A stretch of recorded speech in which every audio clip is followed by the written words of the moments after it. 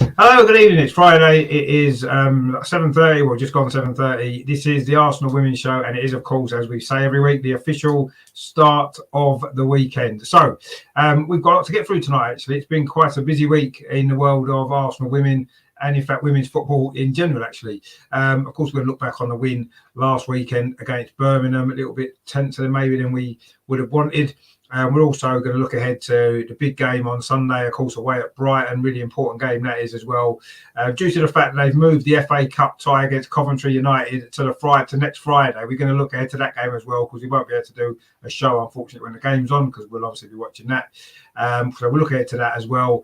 We're going to talk on touch on the situation at Chelsea, how it might affect the WSL and obviously the women's team, the title race, that kind of stuff as well.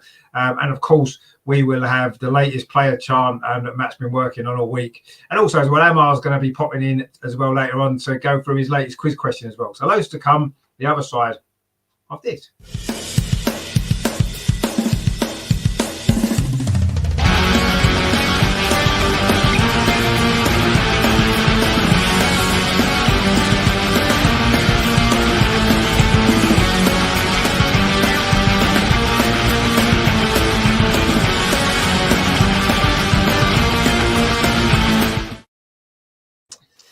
So here we go. So we are. Amar is going to be a bit late. He is coming on the show. So don't worry if you've been looking forward to seeing him, as we all normally are. He is just running a bit late tonight, but he will be here soon.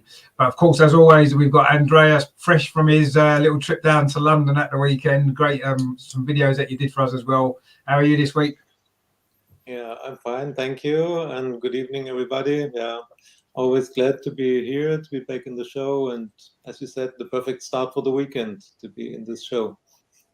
Yeah, exactly. It is. It's always, great to speak to you guys. Well, of course, Matt as well. You had a good week, Matt. You must have enjoyed the game on Sunday. We'll always come on to that in a bit.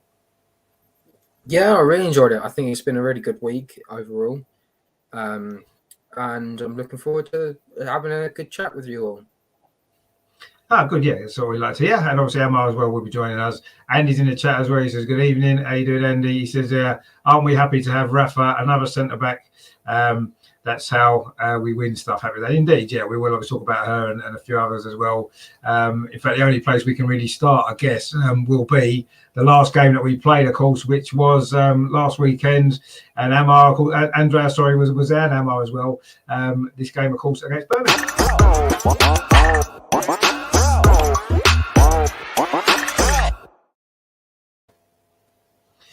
I mean, in the end, we got the job done, and that's the main thing. We won the game. We scored 4 goals again as well, which is I kind of predicted we'd score 4. I didn't expect Birmingham to score as many as they did. But anyway, we got the job done, and ultimately that was the important thing. Winning the games is what we need to do. But it was a shame that, we had that 5-minute spell towards the end where we conceded the 2 goals. We kind of looked a little bit nervy, because other than that, I thought it was a really good performance. Professional, dominated the game, created loads of chances, got a 3-0 lead. Maybe the substitutions were made at that point and we thought the game was done. It disrupted us a little bit. I mean, Andreas, obviously you were in the ground. You probably saw it from a slightly different perspective to I did watching it on the telly. But what did you make of that performance overall? Because I thought we played well for the majority of the game. We just had that mad 5 minutes, didn't we? Where it all looked like it could have slipped away. Especially the first half was really fantastic. We dominated the match. Birmingham was never a threat for Manu's goal. Everything was running as it should be, and we scored 2 goals. It was 2-0 at halftime. Everybody thought, inclusive myself, everybody thought we'll get the 3 points and then we'll score 1 or 2 more goals, and it will be a really decent win, no problem. Especially after the 3rd goal, the deal was done, and maybe the girls felt the same. They thought, okay, now with the 3rd goal, everything is in safe hands. And then Jonas changed 4 times, and I think this was also another sign for the team that everything is safe. The deal is done, and now it's time to rest players and give others a chance, give others minutes. There will be no more problems. We have it. So, and this was the wrong sign. Maybe maybe he didn't want to give them these feelings, but yeah, sometimes this happens in football. There was one mistake, the first chance for Birmingham, and they scored. Okay, this can happen, and at this moment, I didn't think that we will get any problems when it was 3-1, and then this was this terrible throw in from Laura. She only had to throw the ball in front, not back, and she brought Rafa in problems, and yeah, it was poor defended. And another goal, and suddenly everybody had the feeling, oh no, we could lose another 2 points against Birmingham, and everybody will laugh about us that we will lose the title against the worst team in the league. And I think everybody had this fear, and the girls too were for a few moments anxious, afraid, and that's what Jonas said afterwards. Fear is never a solution, and he was furious on the sideline. He was telling them to play forward, not to defend, not always the ball back, but try to go and to score another goal. And then fortunately Leah had this wonderful idea with the pass to Caitlin, and this secured everything. But these 8 minutes or 7 minutes wouldn't have been necessary. It cost too much nerves. Yeah, no, it caused a lot of nerves to everybody, including obviously everyone in the stadium watching at home. And Melissa's in the chat there. She said she was there on Sunday. Great atmosphere. Rafa and Leah were outstanding. Well, I thought Leah Walty actually was fantastic on Sunday. I thought that was her best game of the season. Actually, I thought she was outstanding. Melissa says it was hair raising 10 minutes, and Caitlin's goal was such a relief. Yeah, it was a relief. I mean, I kind of started to, at that point, we'd gone into stoppage time. I kind of felt that the main threat had finished and we were going to see it out at 3-2. But it obviously was nice to get the fourth goal just to finally think, yes, we finally got the points. But I mean, yeah, it must have. Obviously, you was sitting quite close to Jonas, wasn't you, Andreas? Where you were in the stadium, you were quite close to him, so you'd have got a really good feel of how anxious he was at that moment. No, he was not anxious. He was, I think, more angry, or not. He was not afraid to lose these 2 points, but he was not satisfied with the performance and with the reaction after the second goal. So as I said, he was furious on the sideline, and his gesture was, "Come on and go forward." He was shouting names from the girls, and the reaction after the second goal, definitely he didn't like it. No, well, none of us did really, did we? I guess, but we were kind of praying that it was gonna work out. Okay, I mean, it's funny really because obviously I spoke to you at half time in the stadium, and we're all very relaxed, wasn't we? 2-0 up, going well. We thought, yeah, no problem at all. We'll get another few goals in the second half, lovely. And in the end, it gave us a few more nervy moments than we anticipated. But that's football, isn't it? I guess, and ultimately, we've won the game. We need to, make the most of that and enjoy that really. And he says I would love to hear Jonas on the sidelines. He says, I understand the Swedish swear words. That could be quite interesting for you then, Andy. Yeah, I'm sure there was a few Swedish swear words going on in those last few minutes. And Melissa says, Matt's favourite stole the show. Indeed, she did. Yeah, she was outstanding. I mean, Matt, what did you make of it all in the end? I mean, we got the job done, obviously, but what concerned me a little bit was Birmingham's first goal from a set piece. We've conceded a few from set pieces, haven't we? It's something that we need to be a little bit more switched on. I thought we switched off for a set piece again. We did against Brighton at home, nearly cost us a point again against Birmingham. I mean, but overall, it was a good performance, wasn't it? If we take out those 1 or 2 negatives. Yeah. So just to address the negatives, I think the fact was that Rafa, I think it was Tovin let her run a go, and then because of that, Rafael, I'm going to say it, Rafael, was twisted and turning, and so because of that, she's headed it on, and Birmingham have just literally pounced on it, and there's nothing you can really do, and it's pulled across. To be honest, I thought that was going to be another Laura own goal. I felt really sorry for Terry, and in the chat, he's just turned in. Anyway, the second goal as well. I felt really sorry for Laura as well.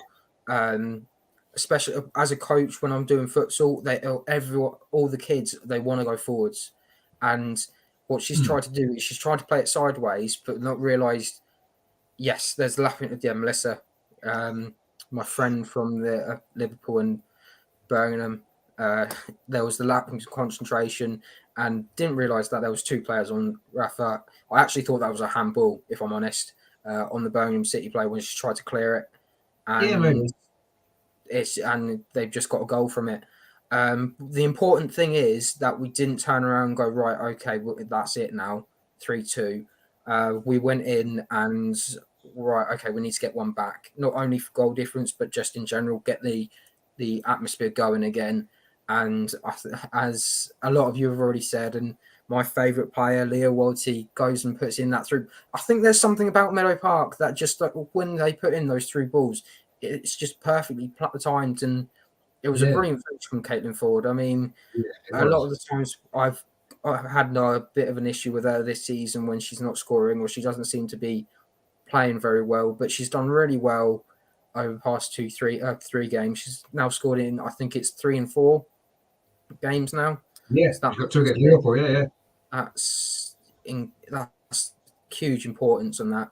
I'm going to touch on the milestones as well. The fact that Beth scored her 50th goal, that's a huge thing. Viv with 100 goal contributions, first one to do that, so that's a huge thing as well. And Jordan Nobbs getting her 250th appearance, though albeit under controversial guidelines, as a lot of people said on afterwards during the game, said that 2 minutes wasn't fair.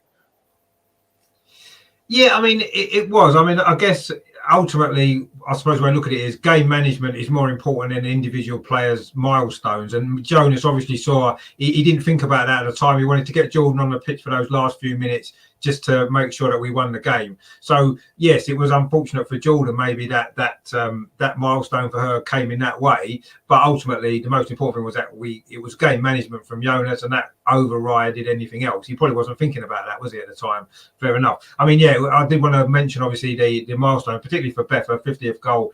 Great achievement for her. I know she has played as a centre forward for us, but generally she's played mostly in a wider position. So to get 50 goals in the time that she has is fantastic, isn't it? So brilliant achievement. And of course, Viv, I mean, it's no surprise that she's had 100 goal involvements in is it 83 games or something, isn't it? I think I saw that she's played.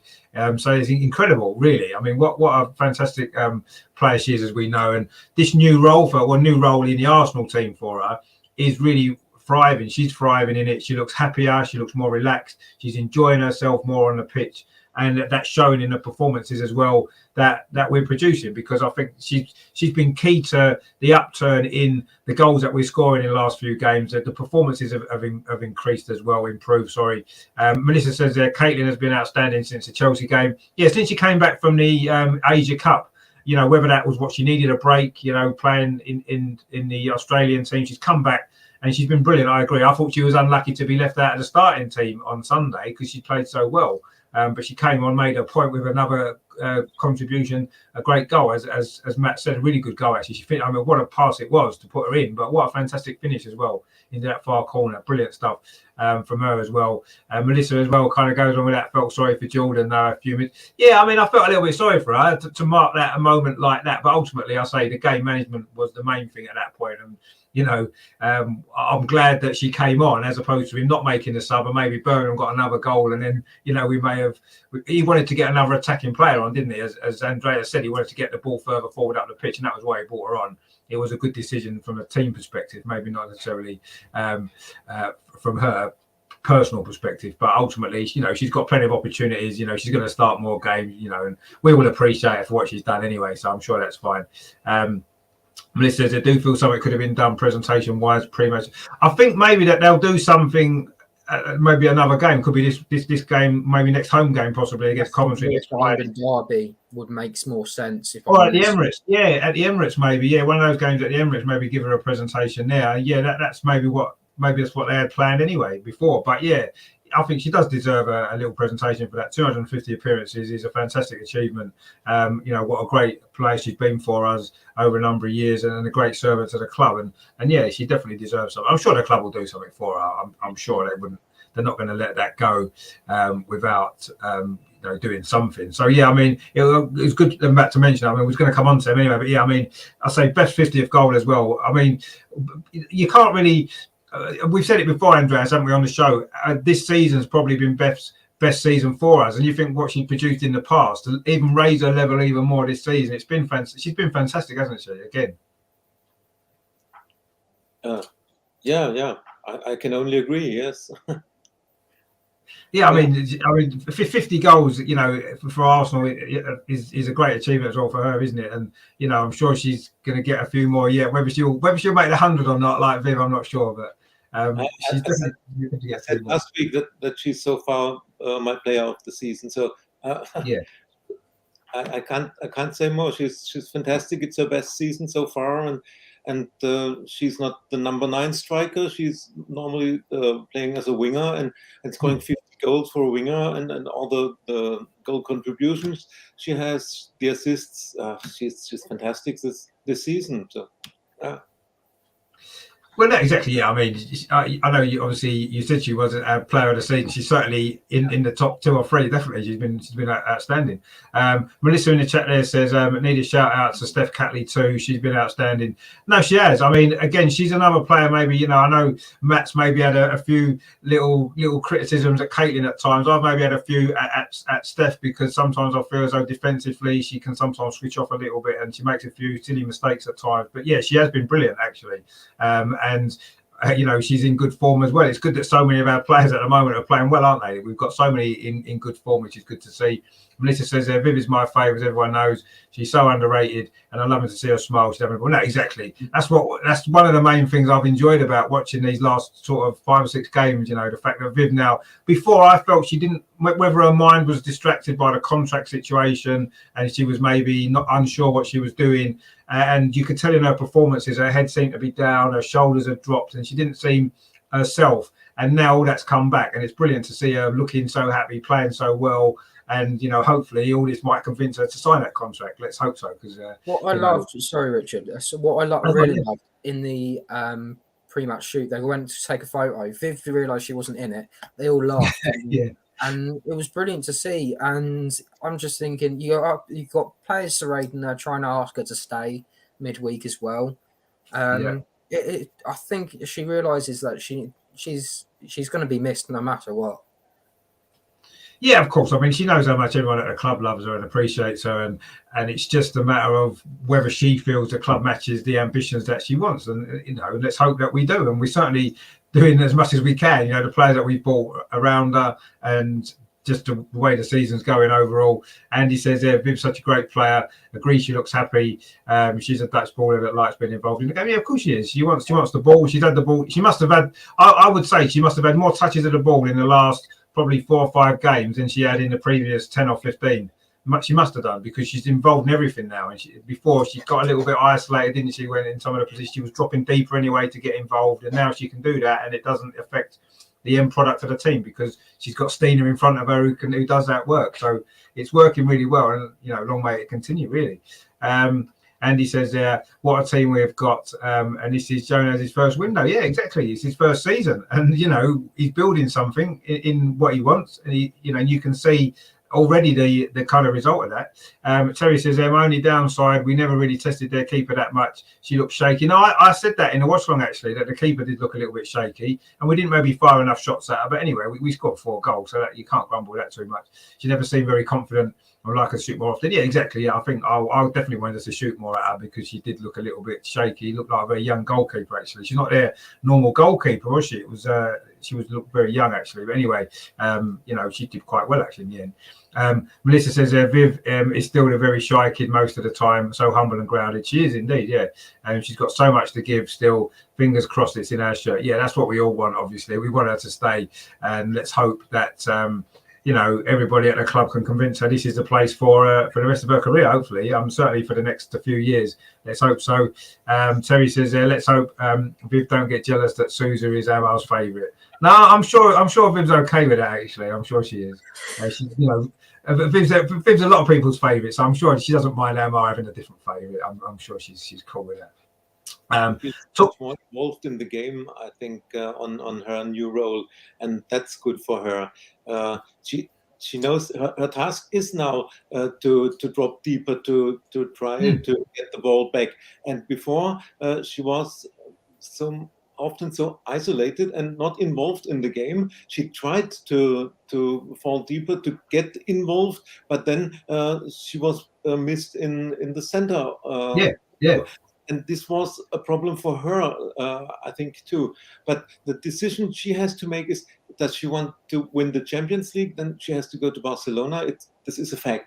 Or does she want to stay in a club where she's settled, where she feels acceptable, where she's happy now, and to live in London with Lisa in her house, in their house they have there.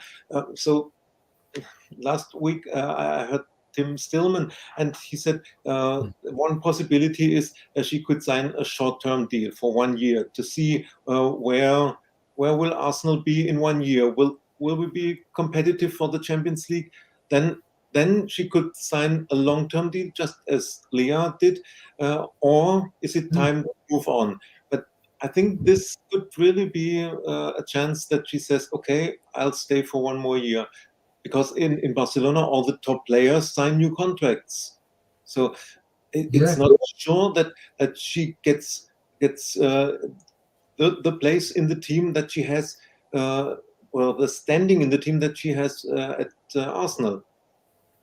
No, I think that's a good point. That's something that she would need to think of. I mean, I'm sure she would feel confident in her ability to think that she would be able to play in the Barcelona team should they sign her, because we know what a great player she is. But yeah, that's going to be in the back of her mind as well. She's certainly not going to be as important in that team as she is in our team because of how many great players they've got. But we're building something at Arsenal, and you say that she'd have to go to Barcelona to win the Champions League. Maybe now, this season or next season, but maybe in 2 or 3 years' time, we may well have a team that can compete and win the Champions League. We've done it before. There's no reason why we can't do it again. So these are things that she. But yeah, short-term contract. That is an interesting point, and maybe that could be the best way. Give her an extra year. She can see exactly where we are. She'll still only be 26 next year, so she's not too old to get another contract somewhere else if that's what she wanted to do. And maybe that's a good option for her. We'll have to see exactly what she wants to do. Melissa says there, met Rafa or Hafa on Sunday. So lovely. She thanked me for coming, and I said that's for signing, and she laughed. Yeah, I mean, and Andy says there as well. Rafa's turning in. To my new favourite. I mean, she is unbelievable. She's been unbelievable. I mean, just every time I watch her play, I'm just almost in awe of how great she is. And, in that position as well, that we had a weakness, didn't we, before she came in? And no one had really knew too much about her. We spoke about it on the show, didn't we, when she signed? No one really knew too much about her. She's been in China for the last few years. Mm-hmm. And suddenly she's come in and she's just been everything that we needed. And that's probably why everybody likes her so much already, because she's filled in that position that we did have that glaring weakness in. And she's come in and she's made a massive difference. And she's been amazing, actually. Absolutely incredible. Melissa says there, the strength in the team now is a pleasure to witness. The back line looks solid. It does. And one of the main reasons for that is obviously Leah Williamson coming back into the team. And also, Rafa's signing. She has just been absolutely incredible. Melissa says, totally agree, Andreas. She could give us a year, see what happens. Yeah, my worry would be if she's benched, she'd risk selection. And Rafa is so calm and composed, like she's done it for years, as steady as Leah. Well, she's definitely I mean, she's done it for years. She's played a long time in the women's game. But yeah, it's the way she's come into the team straight away. When she came on with the Man City game, wasn't it? Her first game, she came on at half time, I think it was, wasn't it? Yeah, and straight away.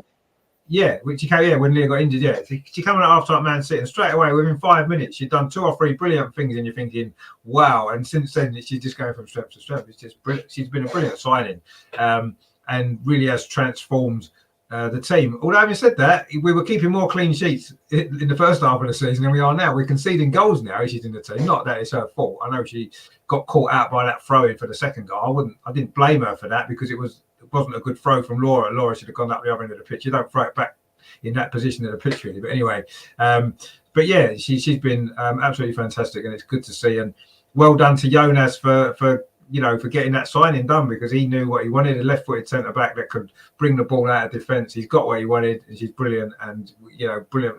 Well played to everyone involved in that signing, because it's just been fantastic. Before we move on to the Brighton game, obviously big game coming up on Sunday, I did want to sort of have a little chat about what's going on not too far away from our.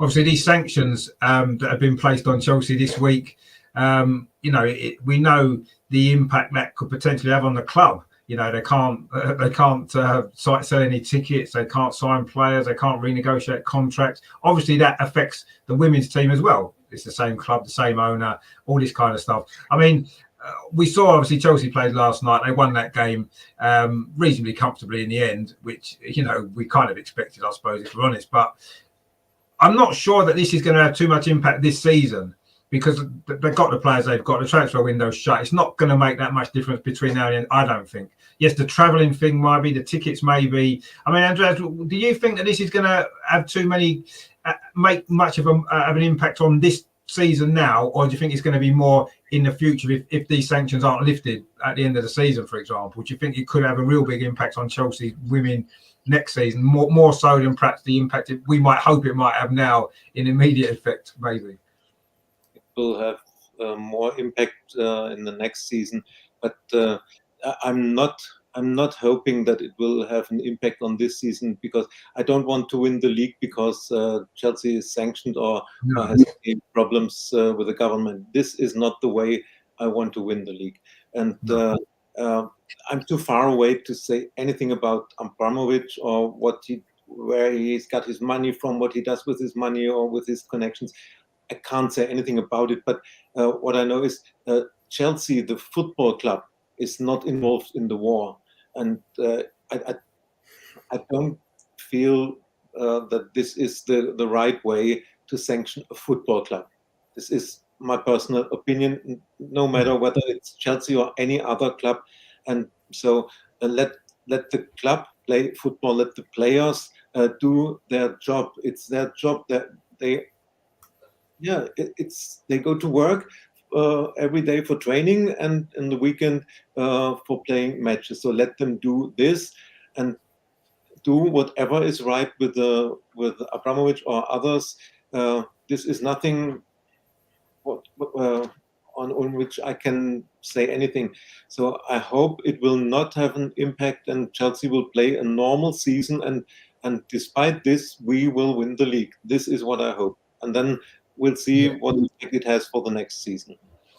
No, 100%. I wouldn't want the season or Chelsea's title challenge to be considered that we only won the league because of that. I don't think that would be the case, because it's not really going to affect them too much this season. Yes, the ticket sales may do. They're going to have small crowds in the home games, and the travelling as well. They maybe ain't going to be able to travel in the same luxury maybe that they've been travelling into away games and stuff. And it may have an impact to a certain degree this season. But yeah, I wouldn't want that to be, and I'm sure Emma wouldn't make that as an excuse if they don't win the league. I'm sure she wouldn't use it as an excuse. I mean, she may do, but hopefully she wouldn't use that as an excuse, and she would accept that the better team won the league.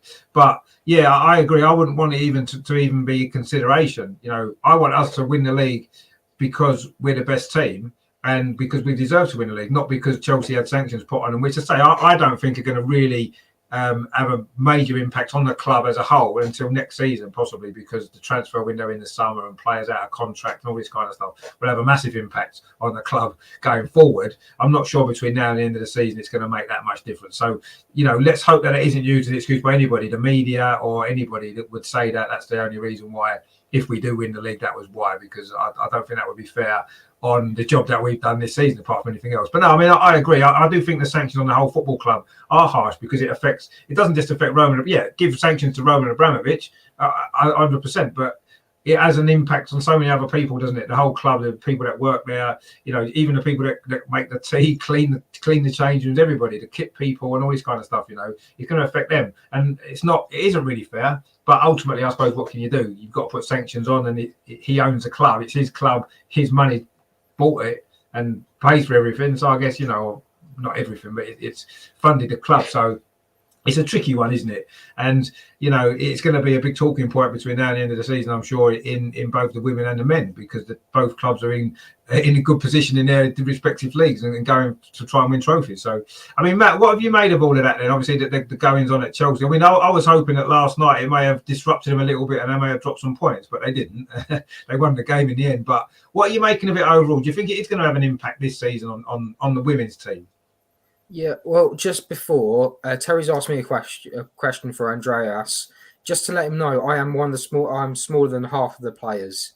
The only player I'm taller than is Mano Iwabuchi. That's how small I am. Yeah, he has got little legs, Terry, so that might be why he struggles with the curves. Obviously, Andreas wouldn't struggle with the curves at all, but yeah, maybe that might be why. Matt has got little legs, yeah, so we'll forget that. Yeah, it's one of those things, isn't it? I don't think anyone would want to win a league this way. And it goes beyond just the club itself. If I'm looking at myself as, let's say I was a Chelsea academy player at the moment, just about to turn 16, about to get my professional contract, and then they turn around and go, oh, by the way, you can't have your contract because your birthday is on the day that we can't give you a contract. It's a horrible feeling, and you wouldn't want to wish it on a club, but these are the things that happen when I think this is the first time it's ever happened, things like this, so it's real shame. The worst thing is there's going to be rumours going around, so you've got things like players leaving on the contracts, they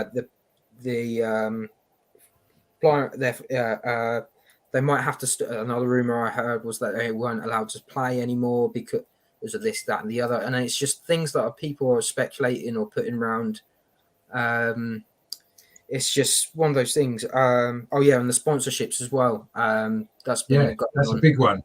The sponsorship's a big one, yeah. And just think of it this way: imagine if you decided to sponsor the Chelsea women again, but not the Chelsea men instead. That would be the only way to sort of help fund the team a little bit.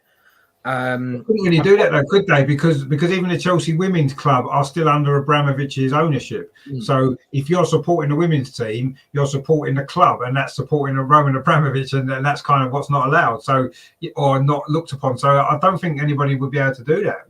I don't think you can't really single out the women's team separately to the men's team because it's all one club now. In the same way that Arsenal are one club. Arsenal women are one club, aren't they? But it would be just one of those things that maybe they might start looking at towards the start of the season. I'm pretty sure at one point we had, or some team had different. The Southampton women, they have different sponsorships to the men's team. They have TGI Fridays on their sleeve, on one of their sleeves. Whereas the men don't have that.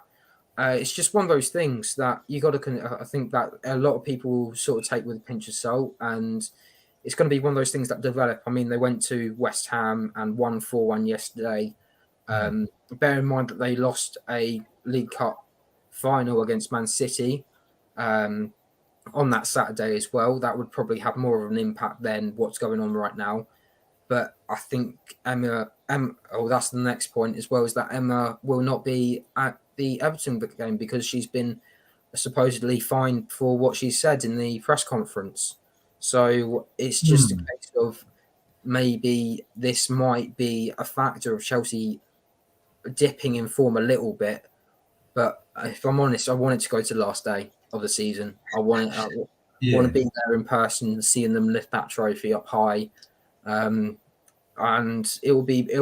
it's a huge thing for this season because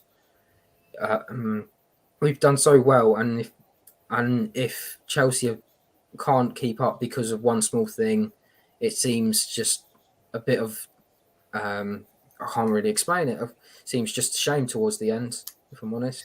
No, it does. I mean, league titles and all football trophies should be decided 100% on the pitch, the results on the pitch, and other things off the pitch shouldn't really have an impact. Unfortunately, they do at times, and we've seen it plenty of times in football before. But yeah, I agree. It would be a real shame for the title race because it's been such a great season in the WSL. It's been such a great title race. Arsenal and Chelsea from the first game of the season, when that classic game at the Emirates where we won 3-2. Since then, it's been a fascinating title race. You know, we've just about been in front. Chelsea have closed the gap. We've pulled away a little bit, games in hand, and it's been a fascinating season. And obviously, you know, the race for the top three as well, just behind, is heating up, and it's been a great season. It would be a shame, wouldn't it, if something like this kind of took the focus away from what a great season it's been. Obviously, we've got the Euros in the summer, we've mentioned before, and stuff like that. It's a great time for women's football. And yes, this isn't directly about women's football. Unfortunately, Chelsea women are part of that, so they're going to be affected by it, unfortunately, for better and worse. So, you know, it would be a shame. Hopefully, the main impact won't be until the end of the season, and hopefully then we can see. I mean, as Terry says there, transfer window will answer all our questions for Chelsea. Yeah, it will do. I mean, you know, the fact they can't even negotiate players' contracts, so any player that's out of contract now he's going to have to leave at the end of the season. They could be left with hardly any players because there's a load of women players out of contract. There's a load of men's out of contract. 3 players currently expiring contracts. It's the next season after they've got half their squad. So they won't be able to. Yes, they can't negotiate a new contract, and obviously players can leave in that last year, can't they? So it is going to cause them, if the sections aren't lifted, it's going to cause them massive problems to the club. And yeah, you know, we could look at it and smile a little bit. Chelsea have had it come into them and all this kind of stuff, but ultimately it's affecting football when it shouldn't really, because it's not connected. It's not about football, and it's a shame in a lot of ways. But anyway, unfortunately, sport is a huge tool for political gains, and that's just the way it is. And we've seen it even more so in the last few years, haven't we? How much more politics has played a part in sport, in football, and you know, and this is just another, I suppose, example of it really. And yeah, you know, I don't think any of us are against Roman Abramovich having sanctions against him for his involvement in what's going on, but ultimately this is affecting everybody else around it, which maybe isn't fair. As you said, the young players at Chelsea and this and the other, it isn't really fair on them, is it? But there you go. I suppose what can you do? It's a difficult situation, isn't it? And Melissa says, just to lighten the mood a little bit, she says, Matt, all good things come in small packages except Viv. Indeed. Well, all you have to do is you'll have to get your picture taken next to Mario Bocci, so then you'll look taller now, so you look good then. So we'll have to maybe try that at the Emirates in the next couple of weeks. Fingers crossed. Yeah, exactly. Yeah, Andy says when the club is supporting us to this extent, I think we need Chelsea as our rival. Apart from all the sad stuff, sanctions, or the actual situation. Yeah, I mean, exactly. I mean, it is good to have that rivalry with Chelsea in a way, because it's good to have that in any sport, isn't it? A big rivalry like that. It does add to the quality, really. But yeah, it is a shame. Melissa says I saw EE have temporarily suspended their sponsorship and logo. It's 3, isn't it? Not EE. Yeah, it's 3. But yeah, they have temporarily taken their sponsorship away, so Chelsea won't have any sponsorship on their shirts in going forward. I know last night the men and the women both played. They both still had the 3 on their shirt, but as far as I'm aware, that's the last time that will be happening for the time being. So yeah, that's another thing for them. Terry says it's already two-faced, really. Our government have been accepting corrupt Russian money. Well, that is true. It does seem a little bit of hypocrisy going on, but that's what it's about, I guess. But you know, we'll have to see how this develops. But yeah, I don't think it's going to have a major effect on Chelsea till next season anyway. And let's hope it doesn't overshadow the title race. As it's really hotting up now, isn't it? You know, Chelsea winning last night has really put the pressure back on us for the weekend as well, and them as well, because you know they've still got to win their games, you know, regardless of the situation, as have we. Talking of which, actually, we have of course got another really important game on Sunday, the late kickoff, actually, at a place where we've had some joy in the past.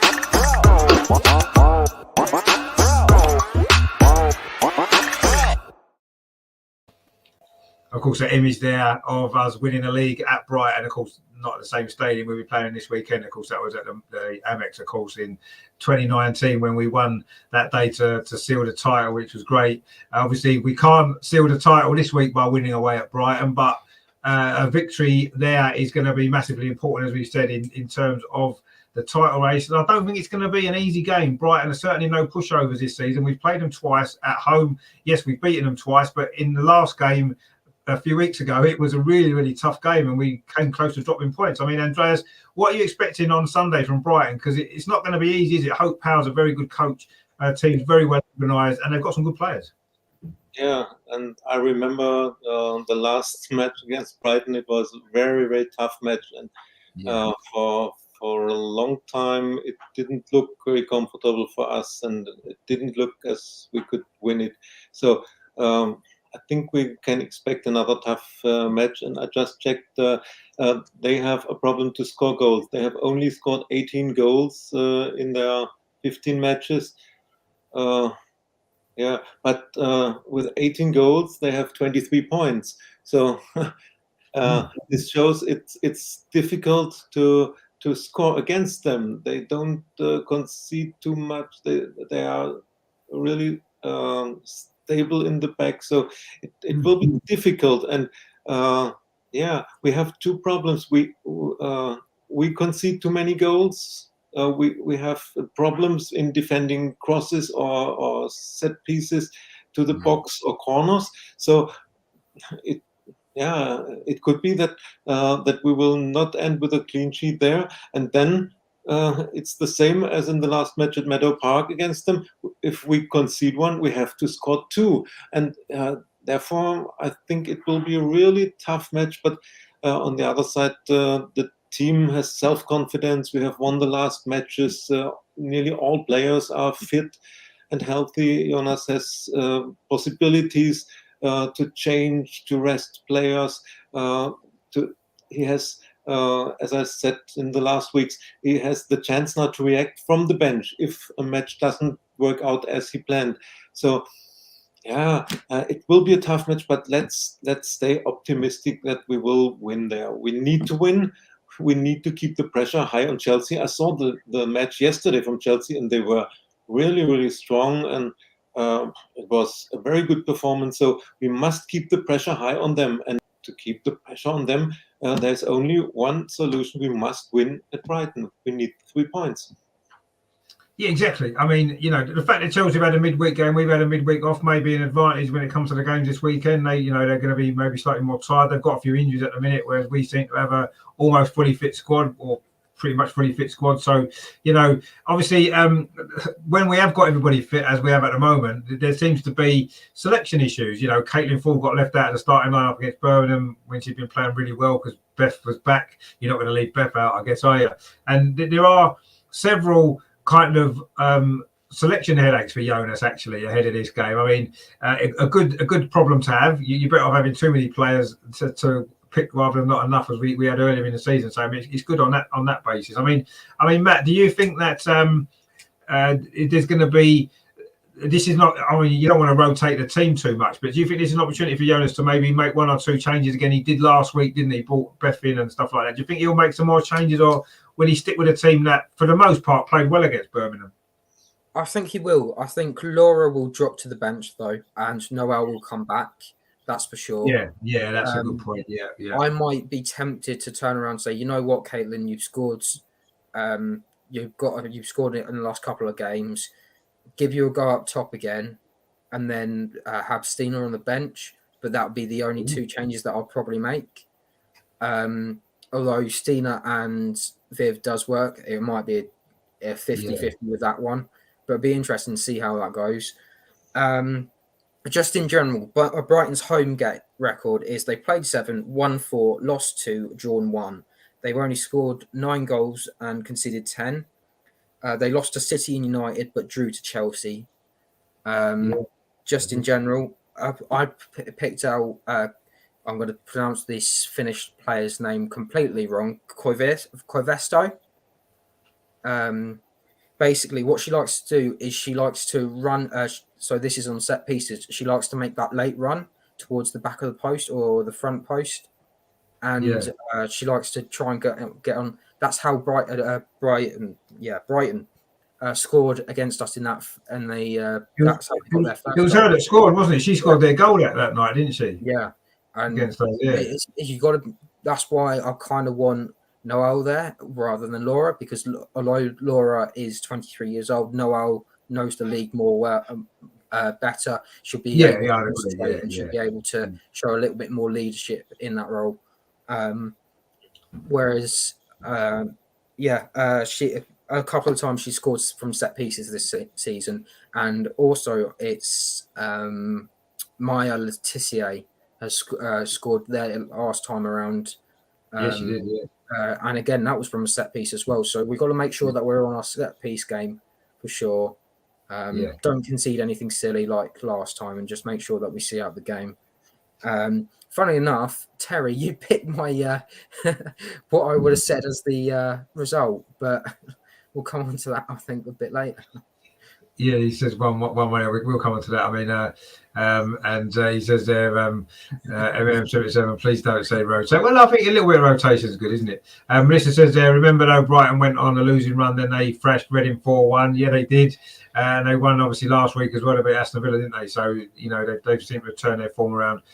She says that we can't get overconfident, just get the basics right. Exactly, yeah, get the basics right. Do the simple things well, win our individual battles, defend properly as a team, and we'll always create chances and got quality who can score goals, and then hopefully that should be enough to win the game. And he says, yes, we need 3 points, and I think we'll get them as we seem to be in great form. The question for me is if Chelsea losing points, this sanction stuff might strengthen Chelsea. Yeah, I mean, it could do. We'll have to see how that works out, but they can't really get much stronger. Melissa says there, Noel needs to be back. Laura is maturing, but no, he's a rock solid again playing so well. No, she is playing well, and I'm sure she'll come back in for this game. Actually, that's a good point that Matt made. Actually, with regards to that, Terry says there. To be honest, I can only see an easy win for us, 5 or 6. When you say that every week, Terry, and we never win 5 or 6-1, do we? So you know, yeah. Even last week against Birmingham, Amar said 7-0, didn't he? Look how that turned out. So you know, let's not be too overconfident. Riddy's in the chat as well, and he says, "Hello, gents, indeed." Melissa, she's going for a 4-0. Like obviously the one that we won the league that season was a 4-0, wasn't it? I mean, and goal difference will play a huge part. So it could come down to goal difference at the end of the season, but Chelsea do need to drop some points if that's going to happen. I mean, Andreas, what would your score prediction be for Brighton? Are you confident that we'll win, or do you think it's going to be another nervy afternoon or evening? Actually, nervy evening. Yes, we will see the same result as at Meadow Park, 2-1 for us, and this will secure 3 points for us, and it will cost us a lot of nerves in front of TV, but in the end we will win, I hope. But I must say it's a lot better to follow a match live in the stadium, and the atmosphere and sitting amongst fans, it's a lot better than on TV. I think if I would have seen the Birmingham match on TV after the 2 goals for Birmingham, would have been terrible. And so it was. Yes, you saw it. Amongst other fans, it's a totally different atmosphere. So I think it will be a nervy Sunday evening, but in the end, I say we will win 2-1. Well, that would be perfectly fine by me. And just as we're talking about score prediction, Amar joins us. How you doing, Amar? Yeah, not too bad, mate. Just a bit tired, but yeah, it was good to see you guys again. No, it's good to see you. I know you was working a bit late today, so you're a bit late coming to the show. But as long as you're here now, that's the main thing. Yeah, everybody. Great to see you. Really, the chat there says 2-0. So yeah, a similar kind of similar outcome there. Tommy joined us already. Tommy says Barclays have technically shut Chelsea down tonight. No money in the bank because their bank account is frozen. Well, that's an interesting development, isn't it? If they've frozen their bank account. Yeah. So anyway, Terry says don't you think we'll score in the second half? Is it 4-0? Come on, Terry. Let's be real. And Tom says, true, Andreas. It's completely different watching it live. Yeah, of course it is. Yeah, you get. Sometimes it can be more nervy watching it live. Actually, there was a comment here earlier on actually that I wanted to. I actually missed at the time because we were doing something. So you go. Melissa was asking Andreas a question, and he says, "Andreas, fifth statue. Did you bring it to Meadow Park for us to keep?" You're going to try to smuggle it into your suitcase, maybe, and bring it. And we could... I was able to find the statue. I was searching on Sunday evening, but it's great, and Meadow Park would be the perfect place for the statue, or at least in front of the Emirates. But I don't think the the club will do this. But Meadow Park, yes, why not? It's the stadium where the Arsenal women are playing. But I think we don't own Meadow Park. We only pay to Boreham Wood FC, so they can decide. And the one who has created these statues, it's not only with, it's 5 or 6 women in sports. So they won't give one out of these 5 or 6 statues away to the Arsenal, but it would be a perfect idea. Yeah. It would, yeah, and unfortunately, I don't think it's still going to be there when we're in London in a couple of weeks' time. But I think they've taken it down now, which is a shame because I kind of fancied going to visit it. But anyway, hopefully they may do something maybe one day for one of the women's players. Melissa, we go for 2-0 at half time. Well, fair enough, 2-0 at half time would be good. 2 goals in each half, nice and evenly spread.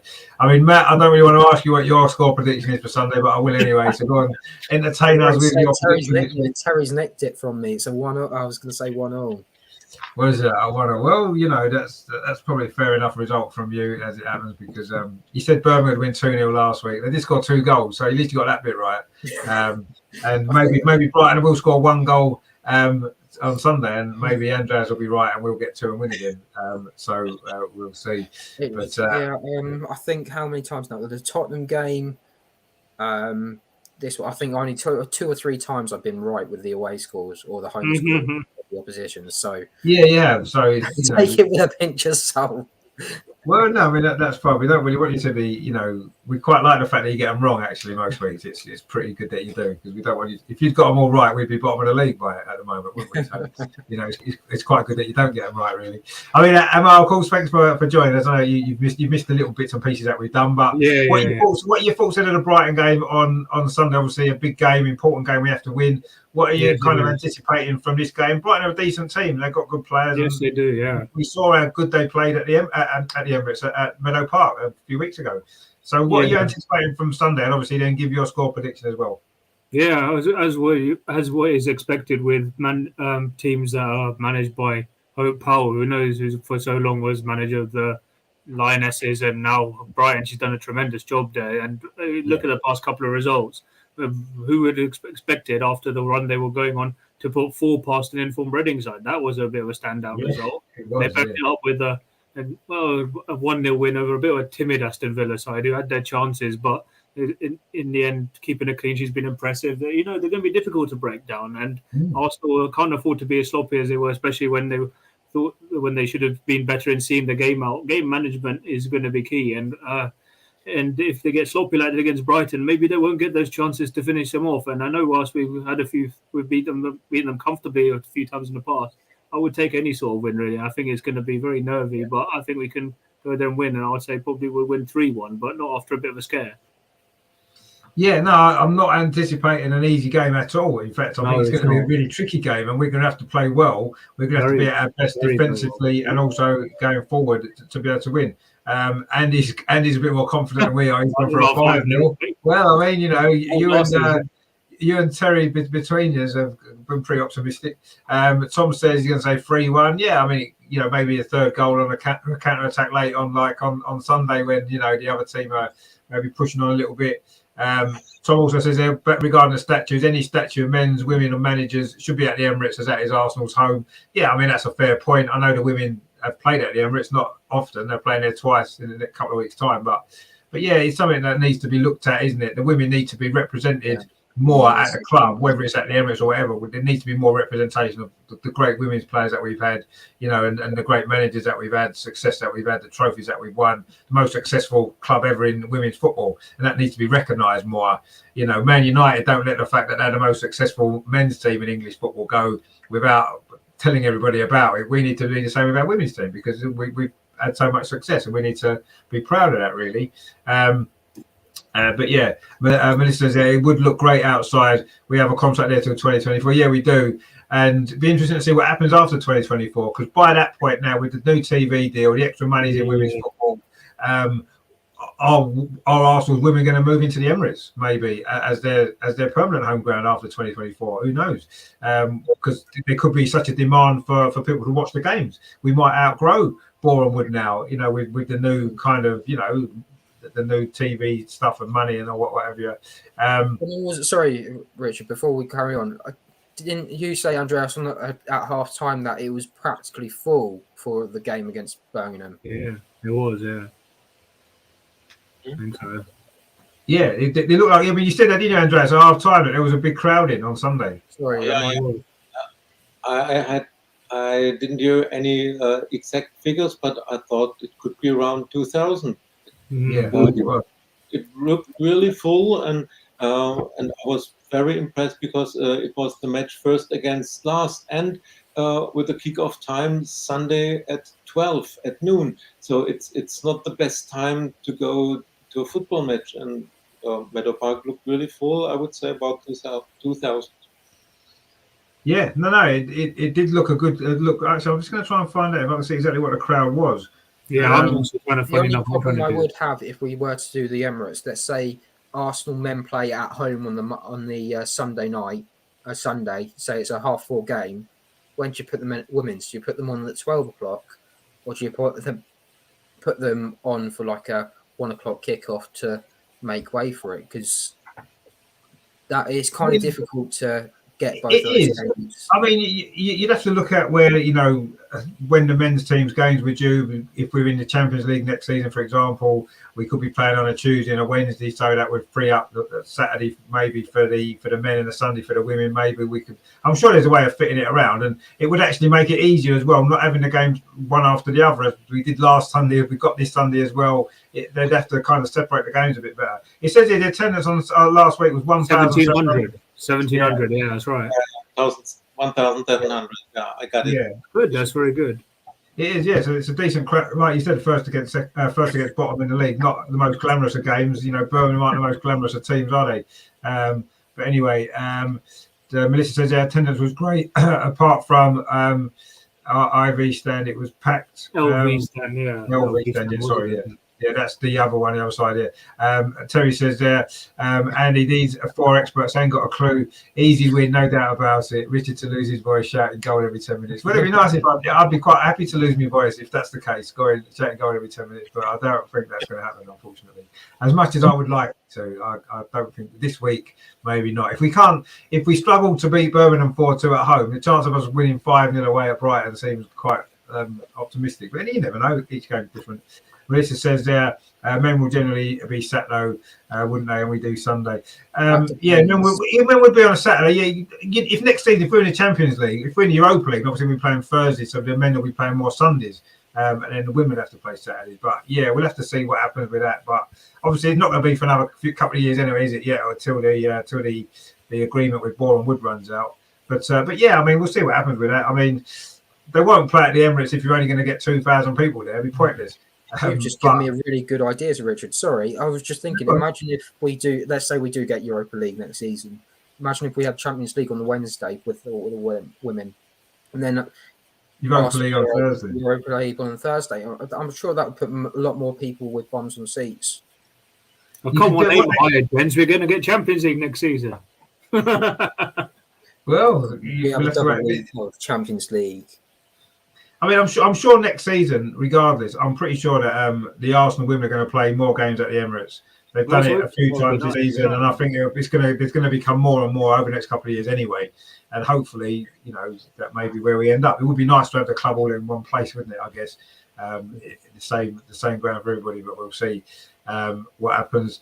Andy says there, Terry, you and I predict instead. Yeah, well, I mean, you can predict what you like, but it's the results on the pitch that actually matter at the end of the day. It doesn't matter what we think, does it? As long as Arsenal win, that's all that we care about. Tom says there, I've never been at the Emirates and it's 2,000. Chelsea was 9,000. Barcelona, I think, was 12,000. Yeah, that was. Yeah, but when it's rare games and they pick the big games, and they've got another 2 big games this month which we're going to, but if we were playing Birmingham and a WSL game, or we're playing Brighton at home on a WSL game on a Wednesday night, are we going to get those sort of crowds on a regular basis for the average run-of-the-mill home games every other week? I don't know. I think our women's team probably could attract 4,000. at the moment, maybe on a regular basis if it was at the Emirates. But is it enough to have 4,000, average crowd of 4,000? Is it enough to justify the outlay? It's going to be the expenses to get the games at the Emirates, the staff they need to pay, and all this other stuff. The police or whatever have to be involved and stuff like that. So I don't know. It's something that they'd have to think about, and hopefully in the future. God, can we please make sure the away fans stay away from the home fans? They won't be against Tottenham. We'll all be together. You'll be sitting next to Tottenham fans. No. Don't worry about that. You'll be sitting next to Tottenham fans. Are spread out all over the place. I know. They will. Yeah. They'll be spread out all over the place. Yeah. Mr. Dale, I'd agree. Matt, profile should go through the roof, especially at this stage. Yeah, hopefully. Tom says Wolfsburg. We seem to be doing okay, and the North London derby is going to be packed. I hope so, because I'm going both of them games. I've got my tickets already. Looking forward to that. And Tom says, I think it's easier to get to the Emirates from Central. Oh, miles easier. Andreas will tell us that long walk you had from Elstree and Bournemouth Station, and that's pretty much the nearest station, isn't it? So it is difficult to get to, actually, Bournemouth ground. It isn't the most easy, is it? I mean, what's that journey actually like for you, Nick? Obviously, I normally drive when I've been, so I've not got the train before. Is it quite a long walk from the station then? You said half an hour, is that right? 20 minutes. If you know exactly where to walk, then it's about 20 minutes. But I heard the critics that when you leave Bournemouth railway station, there is no sign where is a football stadium. Where do you have to walk? Yeah. And I remember the first time I was there, I started Google Maps. And, no sign, nothing. And this is really critic point that there should be signs, at least Bournemouth FC or Arsenal Women FC or something like that. Like Phillip Park do. Where to walk. Now I know. Go out from the station, left and right, and then you come to a McDonald's and then turn left. Then you find the stadium. It's easy when you know about 80 minutes. But if you don't know, you have to check it every corner on Google Maps, and you need about 30 minutes. And there could be a lot of improvement. At least if they make some signs, maybe Bournemouth FC, the home of the Arsenal women, or something like that. That would be good. I mean, I've never got the train there, so I don't know. I know I've looked at the map. I know the train's a fair distance from the ground. Funny enough, if you get the bus, it's much easier. I get the 2 buses. Very easy for me, but that's when you get the signage. When you get a lot closer to the ground, it says Bournemouth Football Club. But other than that, it's a bit flimsy. Mm-hmm. Yeah, I mean, I've only ever drove in the car, so I just Google Maps. I just put it into my sat nav, and it takes me there, so it's fine. But getting public transport, it isn't the easiest place to get to. Certainly from the centre of London, it isn't, because it's not near an underground station. You have to get the overground trains, and you said that it's a long walk from the station as well. So it isn't the most accessible place, is it? One of the reasons why Arsenal moved away from Woolwich all those years ago was for that same reason, because it was difficult for people to get there. So we moved into central London because it was easier on the underground and stuff. So that's something I need to look at as well. Tom makes a good point there. He says, I'd have got a cab, Andreas. Yeah, well, you would have done, Tom. Andreas is a lot fitter than you. He likes walking, so that's fine. He enjoyed it. That was pretty good. Melissa says, party after the Champions League game. Why not? I'm sure that can be arranged. Andy says there, check out Harmaby Dharma Ake. That's obviously a football club on YouTube. He says, we have turned into development league with young players, but also do have some real supporters culture in Stockholm derbies for the girls. That's what we want to see, actually. It'd be good, actually. Obviously, there must be some good stuff going on in Swedish women's football, because our manager's from there, isn't he? And he's probably started over there at some stage. It says that signage is really poor, to be honest. I got to the area first time early, wanted to go for food, walked 25 minutes with Google Maps. So, I've got all this when I go. Andreas had the same problem, but I mean, I'd say that one reason why I wouldn't get the train there for that reason, because the station looks like it's in miles away from the ground, which to me is no good. I like to be there and in the car park and job done kind of thing. But I mean, maybe next time I go, I may well have to end up getting public transport now. But anyway, we shall see. Andy says their season starts soon, and we're going to have 25k real football supporters at Hammarby here in my head. Well, there you go, 25,000 would be nice, wouldn't it? We'll get them at the Emirates in a couple of weeks. And Terry says, you lot stole my beloved Woolwich Arsenal. left me with Charlton. Well, yeah, unfortunately, Willie Darson went away, but I think it was for the best in the end. And Melissa says, "I'm Google Maps for new visitors." Yeah, no, you can't go wrong with Google Maps. To be fair, other like mobile apps are available to directions to places. But Google Maps is a good one, definitely. Unless you want to walk straight through walls, like it told me when I went to Man City. Yeah, which is what Matt likes to do anyway, so that's fine. Matt's quite used to tripping over curves and walking the wall and stuff like that. So that's it wasn't the curb; it was I stepped on mud and I slipped a little bit. But okay, yeah, enough of that. Yeah, but yeah, I mean, I think you're right about the signage seems as though it is bad actually, which is no good, is it? That is the nearest station. At the end of the day, they should at least let everybody know that that's the nearest station I know it's called Boreham Wood Station, which kind of gives it away a little bit, but even so, they should still have signs which way you come out of the station, where do you go, left or right, straight across, where do you go? They need to make that more obvious, don't they?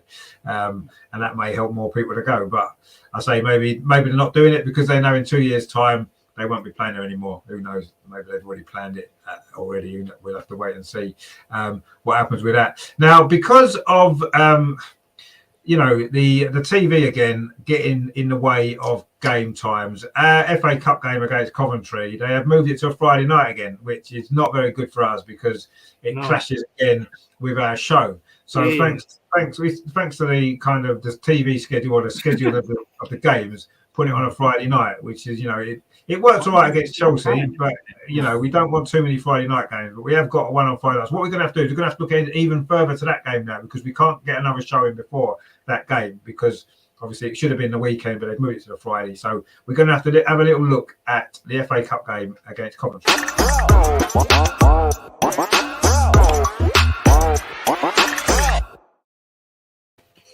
And just a reminder, our club social media, it's not Coventry City that we're playing, it's Coventry United. They're different clubs. Yeah. They've got different players. They play in different colours, just so that the Arsenal social media team on the website and stuff, we've got it wrong before. It is Coventry United that we do play. A third actual championship club in a row that we've got in the FA Cup. So, the last one pretty much the last championship club left in it. So I'm sure it's going to be, we will have to start playing some WSL teams in the semi-final should we get there. It's a good draw for us, let's be honest. It's a good draw for them as well. It gives them an experience to play against a team like Arsenal. But yeah, I mean, again, like most games at home, particularly we're favourites to go through to another semi-final, which would be great.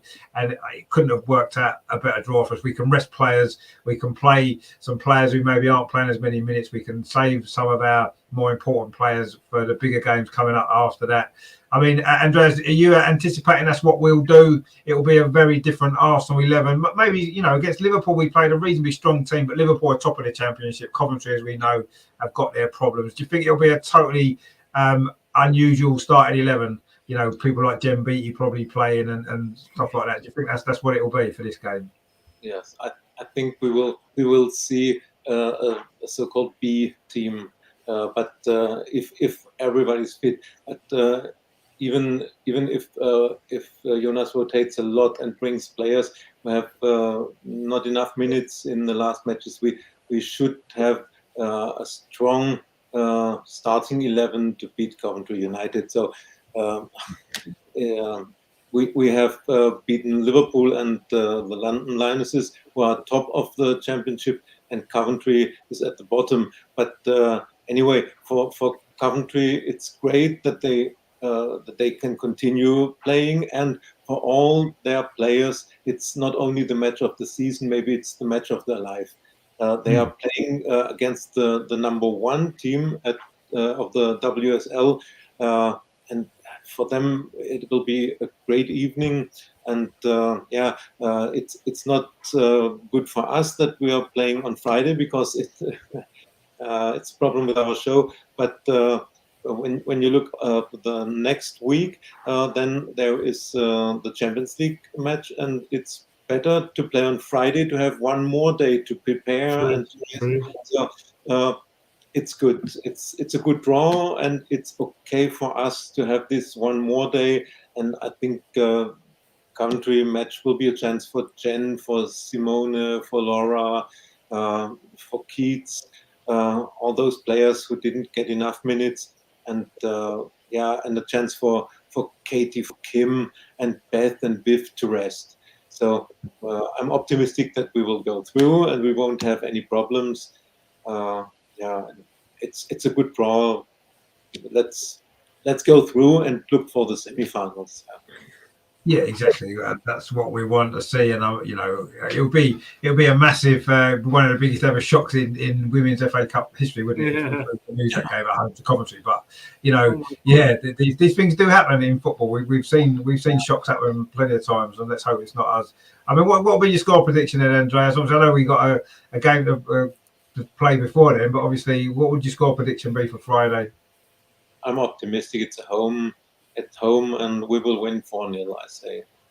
Okay, no doubt Terry will predict like 9-0 or 10-0 probably, because we're going to beat Brighton 5-0, so I'm sure scoring 10 against Coventry won't be a problem for Terry to think about. But no, I mean, I kind of agree. It should be a fairly comfortable day. Melissa, just going back to the signage at the Bourne, which says it's the joke whether to tell away fans where to go or not now. Well, no, maybe some of them, maybe Man United fans don't tell them where to go. There's too many of them in the other week, weren't there? So, and Tottenham fans point them in the opposite direction, but other than that, other ones, let them find the ground because they're all right, aren't they? So Matt, then, I mean, I don't really want to ask you what your score prediction is going to be for Coventry United at home. I hate to think what it's going to be, but anyway, well, what are you anticipating for this game? It will be a very, very much changed team, won't it, with what we've got coming up after that. As we said, the two big games at the Emirates. We're going to rotate surely for this one. Yeah, I think we'll see a lot of faces similar to the ones that we saw against Liverpool.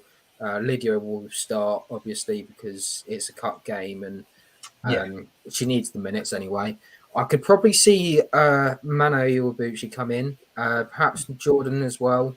So we might see that. I would expect Kim to start because she's captain, and then obviously, might see Jen take Jen. I'm trying to think of someone else. Laura might start. That's another point. I'm trying to think who else. Lotta will probably start. Lotta could probably start. Yeah, I wouldn't mind seeing that. I'm trying to think of maybe we might see a little bit more of Stina, or maybe it might be Caitlin again.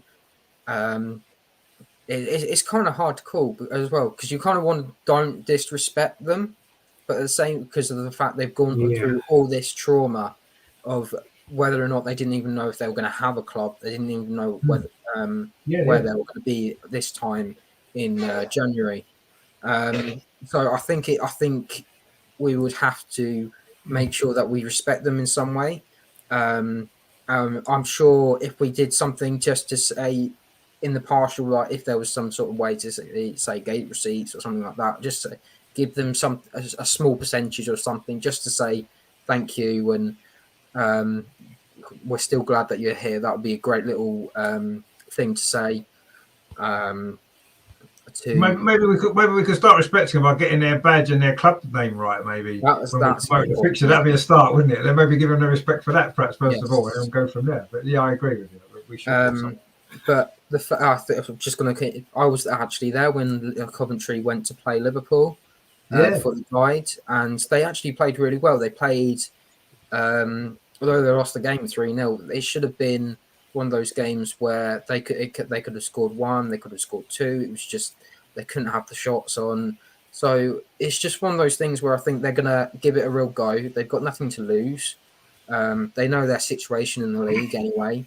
So a cup run would be brilliant for them. And if it does end, if we can give them something extra, even if it's just ways to raise funds or something like that, that would be really appreciated, I think, by their club. Exactly. Yeah, no, I totally agree. So what's your score prediction then? How many Coventry are going to win by? I'll go extra time. Are we going to win in extra time or not? Yes. Yes. Okay. Lydia Williams comes up from a corner, heads it in last minute. That'd be good. Melissa's a little bit more confident. She's going for 5-0. And Terry says, I was ready 11-0 with 2 missed penalties. Who's going to miss the penalties? You miss penalties. I don't know who's going to miss the penalties. Maybe Nikita Parrish might take one against she missed last time. Andy says, we have no worries. Terry says, well, I don't know about that. The And then he says, Matt's going for a draw. Well, he has gone for a draw. He's gone for a draw in extra time, and we win in extra time. So that'd be good. Terry says a Kimmy hat trick. Melissa says Frida might play. Yeah, she's not been starting many games lately, so yeah, she probably will start. Yeah, I think that's a good point. Terry says, hope that ain't Russian vodka and players in your bottle. Yeah, I'm sure it isn't. I'm sure it isn't. It's just water. It's water indeed. We'd expect nothing less from Andreas. We wouldn't expect any Russian vodka on this show. Melissa says there was talk of us giving some revenue or pay for team coach and hotel. Yeah, we'll be doing that for Chelsea as well soon because they can't afford to pay for their hotel and travel. So we might be helping them out as well. But we may well be helping Coventry out as well. Yeah. So we'll see. And Melissa, there's head in her hands there for extra time. And Andy says extra time it is. Yeah, well, that's what Matt says, and we're happy to say that as well. Everything wrong on predictions, and then everything else we're fine with. Exactly, yeah. As long as he gets them wrong, that's what we want. You see, every week we want Matt to be wrong, don't we? I mean, Amar, what are you anticipating from Coventry United? I mean, if what Matt just said there, Liverpool beat Coventry 3-0, we beat Liverpool 4-0, so then we should beat Coventry 7-0, shouldn't we? If that's the case, but anyway, that's not how football works, unfortunately. But what are you anticipating? Obviously, we should go through. Let's be honest. Don't be like Matt. We are going to go through. Not with extra time. Yeah. No, we haven't conceded a goal so far in the competition, and we look largely solid.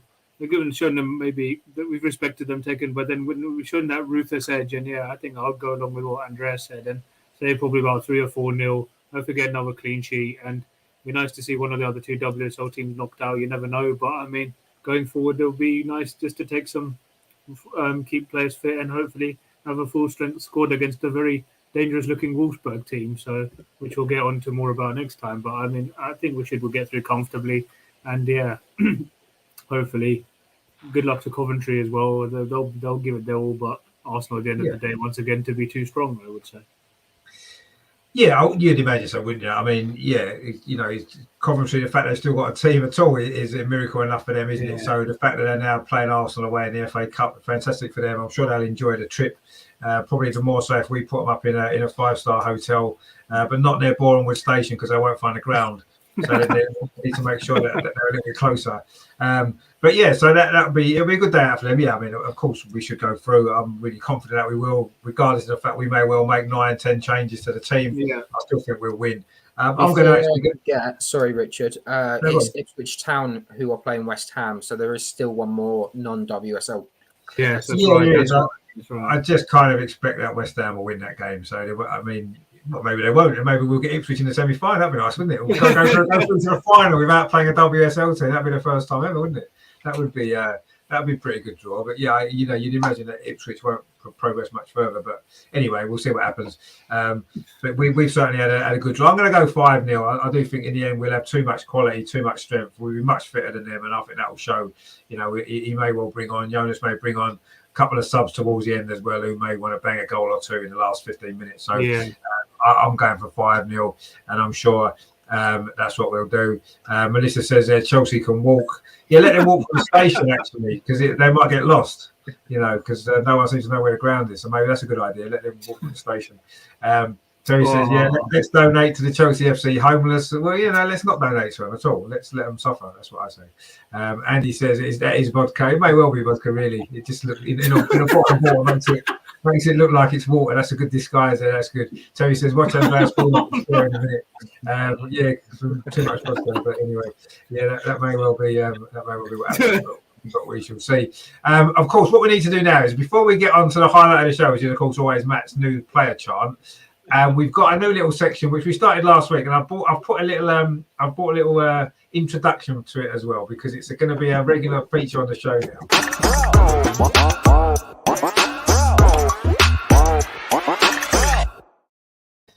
It's Amar's quiz. Amar's quiz question of the week. We've been looking forward to this all day because he said it's a good one tonight. So, what we'll do is, if you give us your question, then obviously we'll have a chance to discuss it, think about it, and obviously Matt can give us his song, and then you can reveal the answer at the end. So what's the question this week? Just quickly before I go on to the question, I actually looked up on the website. It said you can actually get the bus from the train station. Apparently it's not brilliantly signposted, but you can get the same buses I get from Edgware, the 292, and it takes you pretty much to the ground. So bear that in mind next time you're around. So Okay, that's good advice for Chelsea, obviously, next season. So today's going on to a more pertinent matter. Today's question is this: who complete this sequence? So complete this sequence: Katie McCabe, Beth Mead, Louise Quinn. Who completes this sequence and what links them?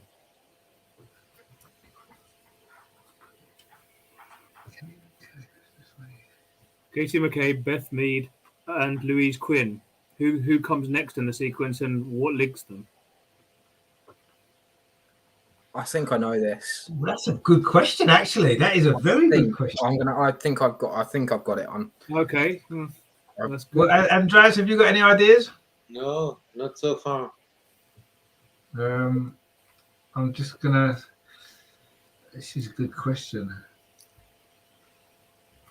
I'll just shout out what I've got. I think it's something to do with shirt numbers. Okay, and so who would you think completes the sequence then? I wouldn't. I can't. Right. That's a good shout, actually. I wouldn't know who would complete the sequence, but I think it's something to do with the shirt numbers. The question is, I can't remember who's played in what number for it, whether it's Arsenal or internationally. That's the only link I can think of. I can tell you it's not to do with shirt numbers, so it's not. That was actually a good guess though, because I was wondering how Beth Mead and Louise Quinn probably wouldn't have won the same number, but I couldn't remember what number Beth Mead had at the beginning because she didn't always wear number 9, did she? She had another number before that. I can't remember what it was now. It was in the 20s, wasn't it? Anyway. So McCabe, Mead, Quinn, who's next and why? Or rather, what is the sequence and why? Yeah.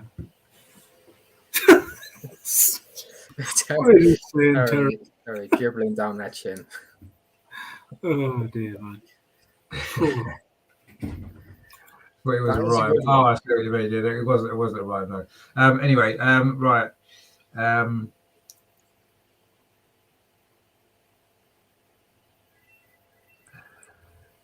Oh, be quiet. Sorry, not you, Andy. This is what is Amar talking about? Might be some drink. I stopped drinking ages ago. Just because you don't know the answer, I don't know. Something just come into my mind just from looking at the names. It could be like alphabetical order. Alphabetical order in what way? Well, obviously their surnames MC, then ME, and then Q. You're obviously going in alphabetical order, aren't they? And then the next one could be someone's surname that begins with R would be next on the sequence, maybe.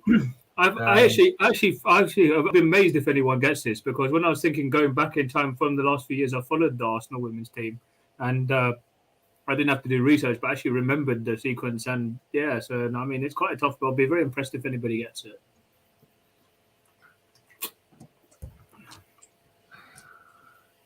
I'm just going to randomly shout out players now, aren't I? Just see if that works. Rachel Yankee? Nope. Yeah. What was the reasoning behind that?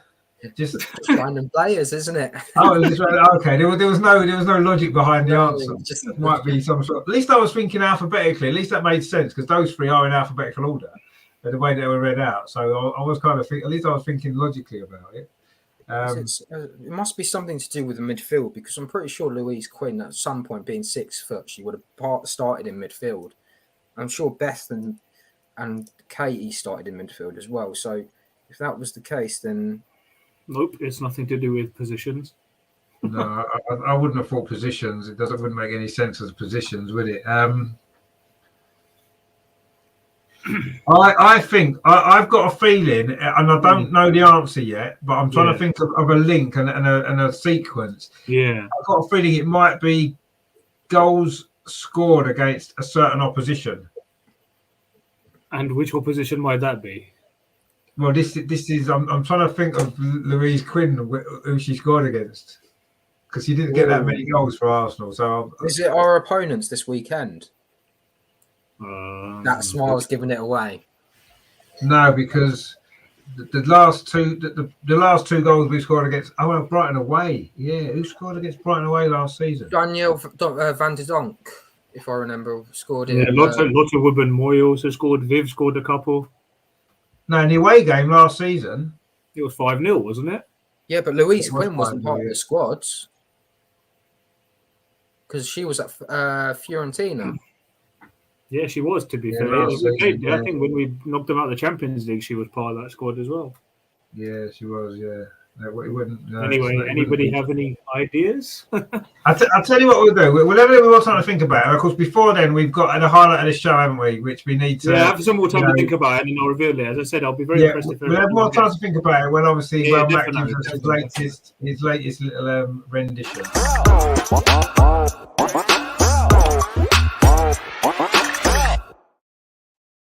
So it is Magic Matt's chant of the week, the Arsenal player chant of the week. So while we're trying to come up with this answer to Amar's fantastic question this week, Matt can give us his latest player chant. Who's it going to be this week, Matt? Who's it that we've been waiting for? Which player is it? Well, luckily, this week I've got two. I've got one for a special player who announced a little bit of sad news this week, and the other one is Beth Mead. So I'm going to do the special player first. Okay. Whenever you're ready. Yeah, whenever you're ready. Go on, you Tell me when. 3, 2, 1, hit it. We've got Taya Goldie. She'll give everything for the Arsenal. She'll come back invincible. We believe it. Now that is pretty good because obviously Taya Goldie this week it was announced that she's got an ACL injury.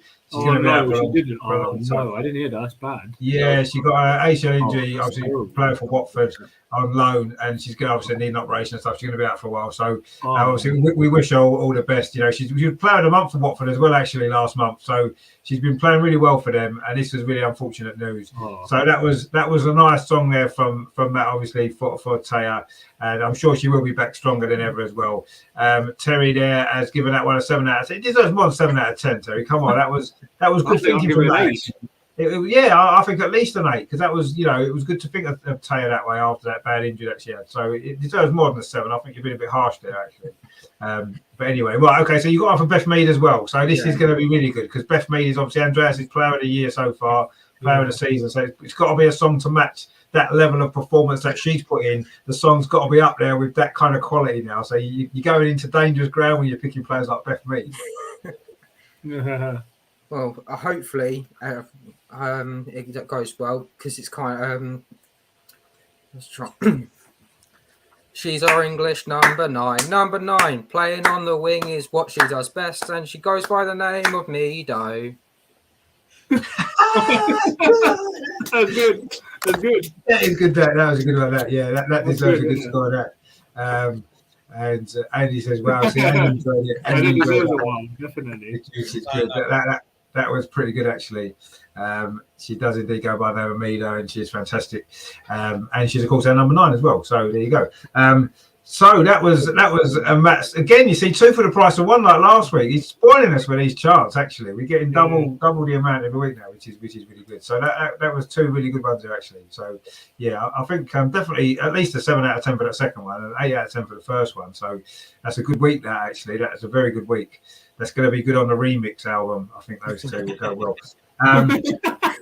So yeah, brilliant. Got a collection, yeah. Yeah, we need a Fatboy Slim remix coming out. Actually, that's what we need. Because we are playing Brighton this week. But Matt Boy Slim. Yeah, we need it because we're playing Brighton this weekend and it's Brighton fans. So, Terry says 9 out of 10 only because you played an instrument. Yeah, a little bit of musical accompaniment went well with that one. So you definitely deserve 9 out of 10. But that's a good shout actually. And Majanda's in the chat as well. Majanda, thanks for tuning in, mate. Good to see you. I hope you tuned in time for Matt's songs. If you didn't, then you have to watch them back on the rerun after because they're definitely worth watching. But now, before we finish, because we do need to figure out an answer to Amar's question. So, Andreas, have you got any idea what the link might be and who might be next in this sequence? Has it to do something with the height of the players? No, I'm afraid it's not to do with how tall they are. Sorry. Good. That's a good shout, though. They are getting tall. No, it's not. All three of them were getting taller actually as we went along that list. So that was actually a fair shout. That was a fair shout actually because that probably is taller than Katie McCabe, and obviously Louise Quinn's taller than both of them. So that actually made sense. That was a good effort. That actually, that's not what I would have thought. Matt said about shirt numbers. What about you, Richard? I think it's more to do with something that they've done. All three of them have done something in a game. I say if it's a goal against somebody or it's some sort of. You're very close with that, I must say. You're very, very close with that. It's got to be. Is it a red card? Yes, it is. Yes. Is it a red card? Who completes the sequence?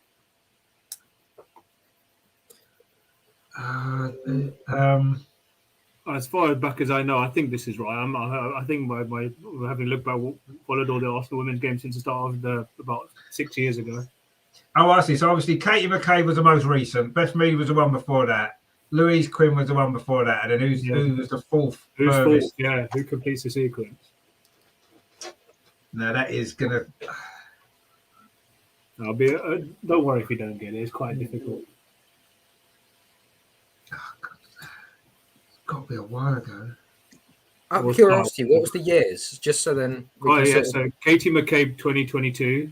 Yeah. Beth Mead 2021. Louise Quinn 2017. So these are red cards against Chelsea then. Not against Chelsea. No, it's red cards against anyone. I mean, obviously, Katie's was against Man United, wasn't it? Yeah. That's what I meant. Sorry. Beth Mead against United. Louise Quinn against Birmingham in 2017. Yeah. And who's fourth? I think Rajans has got it. No, it's actually not Jordan. The agenda says Jordan Nobbs. Has she ever been sent off? I can't remember. She has been. No. She may well have been, but. Sorry, what was the year again? I'm trying. Yeah, Katie McCabe 2022. Beth Mead 2021. Louise Quinn 2017. 2017, so a bit further back. So I'm going to be any use here. It's not Jem Beatty. Is it Jem Beatty? Not quite. No, it's not quite. I was going to say Alex Scott. I'll be amazed if you get this though. Alex Scott didn't use to get red cards, did I don't remember Alex Scott getting a red card. I remember scoring a winning goal in the Champions League final. But that's always a good video. And Draz, have you got any ideas who was the player sent off before Louise Quinn? No. That's going back a while, isn't it? This is in the WSL. I must stress. This is not just. Right, yeah. WSL. Oh, okay. That is a good question. Actually, that is a really good question. No,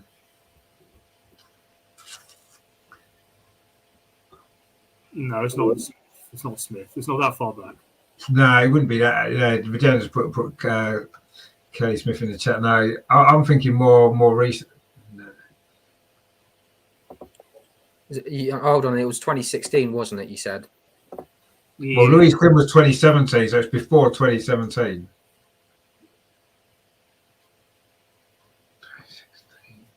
Emma Mitchell. Not far off, but that's all right.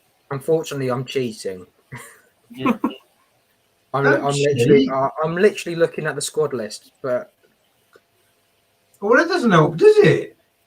How's looking at the squad list going to help? You don't know who's been sent off, yeah. It's not going to tell you. I could turn around and go, oh, it's Anna Morehouse, and just randomly get them off. It's not Anna Morehouse. No. Is it a goalkeeper? It's not a goalkeeper. I'm sure we had a goalkeeper sent off. Sure we did. Maybe. If it's not Emma Mitchell and it's not Louise, and Louise Quinn was the last one. What position do they play? Give us a clue. What position did they play?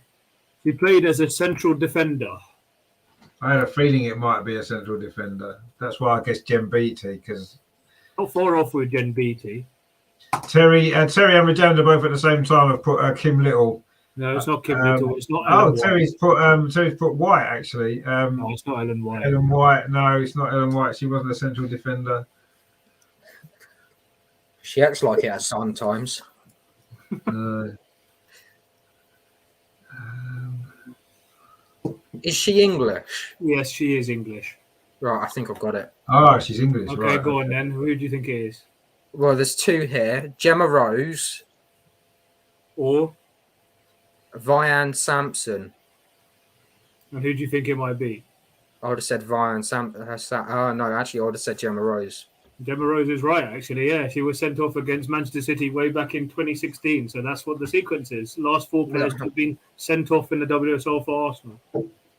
I got 50% of it right by getting the red cards bit. You did, yeah. I'll give you that. Yeah, but those were the last 4 players. Arsenal only had 4 red. Well, only 4, but compared to the men's team, 4 red cards in the last 6 seasons of the WSL. So it's not too bad, is it?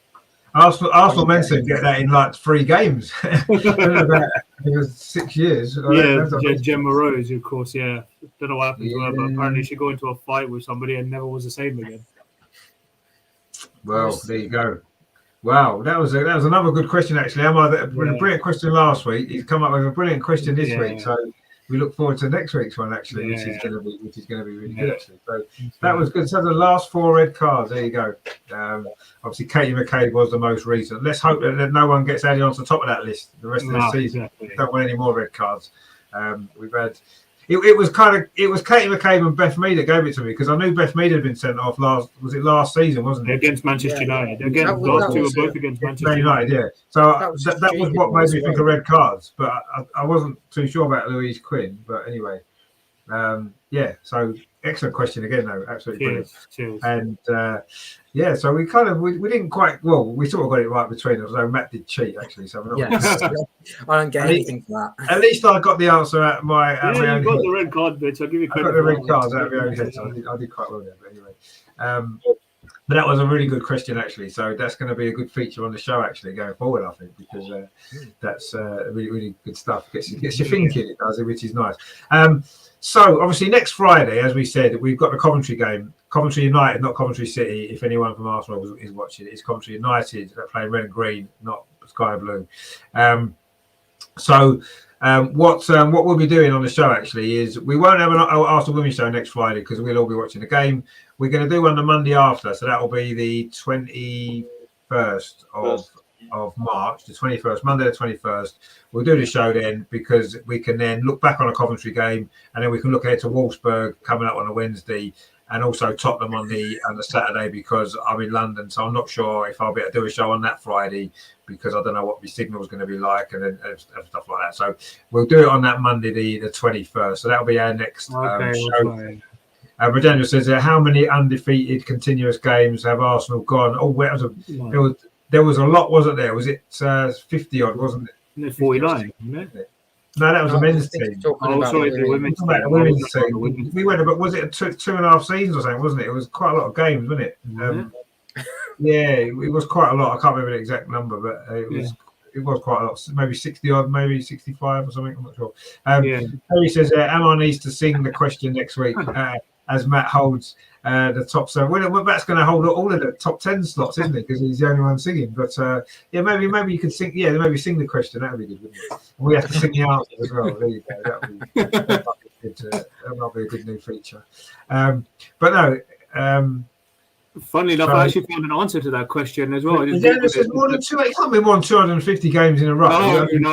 The actual answer. About 10 years. No one's gone 10 years without losing a game. The women's team went 108 games unbeaten between 03 and 09. 108. That's the record. 108. Terry's got it 108. Yeah, 108. That many. Well, I know we did go unbeaten for a long time. Is that in all competition, or was that just the league? Or is that in all competition? That was a good question. I'm not actually sure. I'm pretty sure. I think it was. Can't be in all competitions because we didn't win the FA Cup 6 years. Actually, we won the FA Cup about 4 years in a row, didn't we? 4 or 5 years in a row. So we didn't lose a game in that. Maybe it was all competitions. Did we win the League Cup as well? I can't remember. The League Cup didn't exist back then, did it? There was a spell when it didn't. It did used to exist, and then they changed and they stopped it, and they brought it back, didn't they? January says all competitions. Wow. Well, there you go. All competitions. So that's 2.5 seasons, isn't it? Under yeah, it was between 03 and 09. I think it was league games as well, actually. Yeah. Wow, that's a long old run, that, isn't it? I knew we had a long run of unbeaten games. I didn't realise it was 108. So that's quality, that. But we can't use that question now. But Fulham won the final back-to-back 2001 to 2002, 2002 to 2003. Yeah. We won it in the invincible season in the 2003-2004. Yeah. 108 games is good, isn't it? I didn't realise it was that many. I knew we got a long spell, but 108 is, wow. Now we get excited if we go 10 games without losing. So, and Regina says 2007 in between. Oh, right, yeah, okay. But all competitions anyway. So, wow, there you go. Andreas has got some book there, so he's obviously looking for something. What have you found? In the match program from the Birmingham match, 4 complete seasons between 2004 and 2007-08 without losing a single game in the league. In one season, I think they scored something like 199 goals and conceded something like that. Yeah, crazy. So Dennis says, the 100% season 2007. Yeah, of course we won everything, didn't we? That season, the Champions League, the FA Cup, the League Cup, obviously the league title as well. And Terry says, trust Amar, I'll say 49 on the women's show. Well, I mean, we had 49 last week, didn't we? Because Beth Mee was on 49 goals and she obviously got the 50th. And actually, Nikita Parris on 49 as well, didn't she? So, but anyway, so there is, 49 is still, it's still a good number. But so there you go, 108 games. Wow, what a great record that is, by the way. And I didn't realise it was that many. So that's fantastic, isn't it? Great stuff. So you obviously don't come up with that question next week because we know the answer now. So no one put any more good questions in the chat because it's. I've got a good one for next week as well. Amar's got a good. Oh, well, that's right. And so Amar's got a good one. We look forward to that then because that's become another. So we've got obviously Matt's song with your highlight of the show. We've got Amar's question with your highlight. So there's lots of new highlights in the last few weeks. Actually. So if you haven't sort of watched the women's show much over the recent weeks, you need to start watching it regularly because there's so much great stuff going on. And we do it as well in between all this sort of important stuff at the end of the show. We do actually have a decent conversation about the team as well for the previous hour and a half of it. But it's always good stuff. So next women's show will be Monday the 21st, slightly different day of the week just because of moving the FA Cup game. So we're going to have to make arrangements around that. But so it'll be on the Monday. We'll have obviously lots to talk about. Again, the Coventry game. Obviously, we had the Brighton game to talk about as well, the Coventry game, and looking ahead to Wolfsburg and Tottenham as well. Although I'll have to see what my signal's like where we're staying. Not alcohol, Terry. Sorry, I'm drinking alcohol. No, definitely Matt won't be.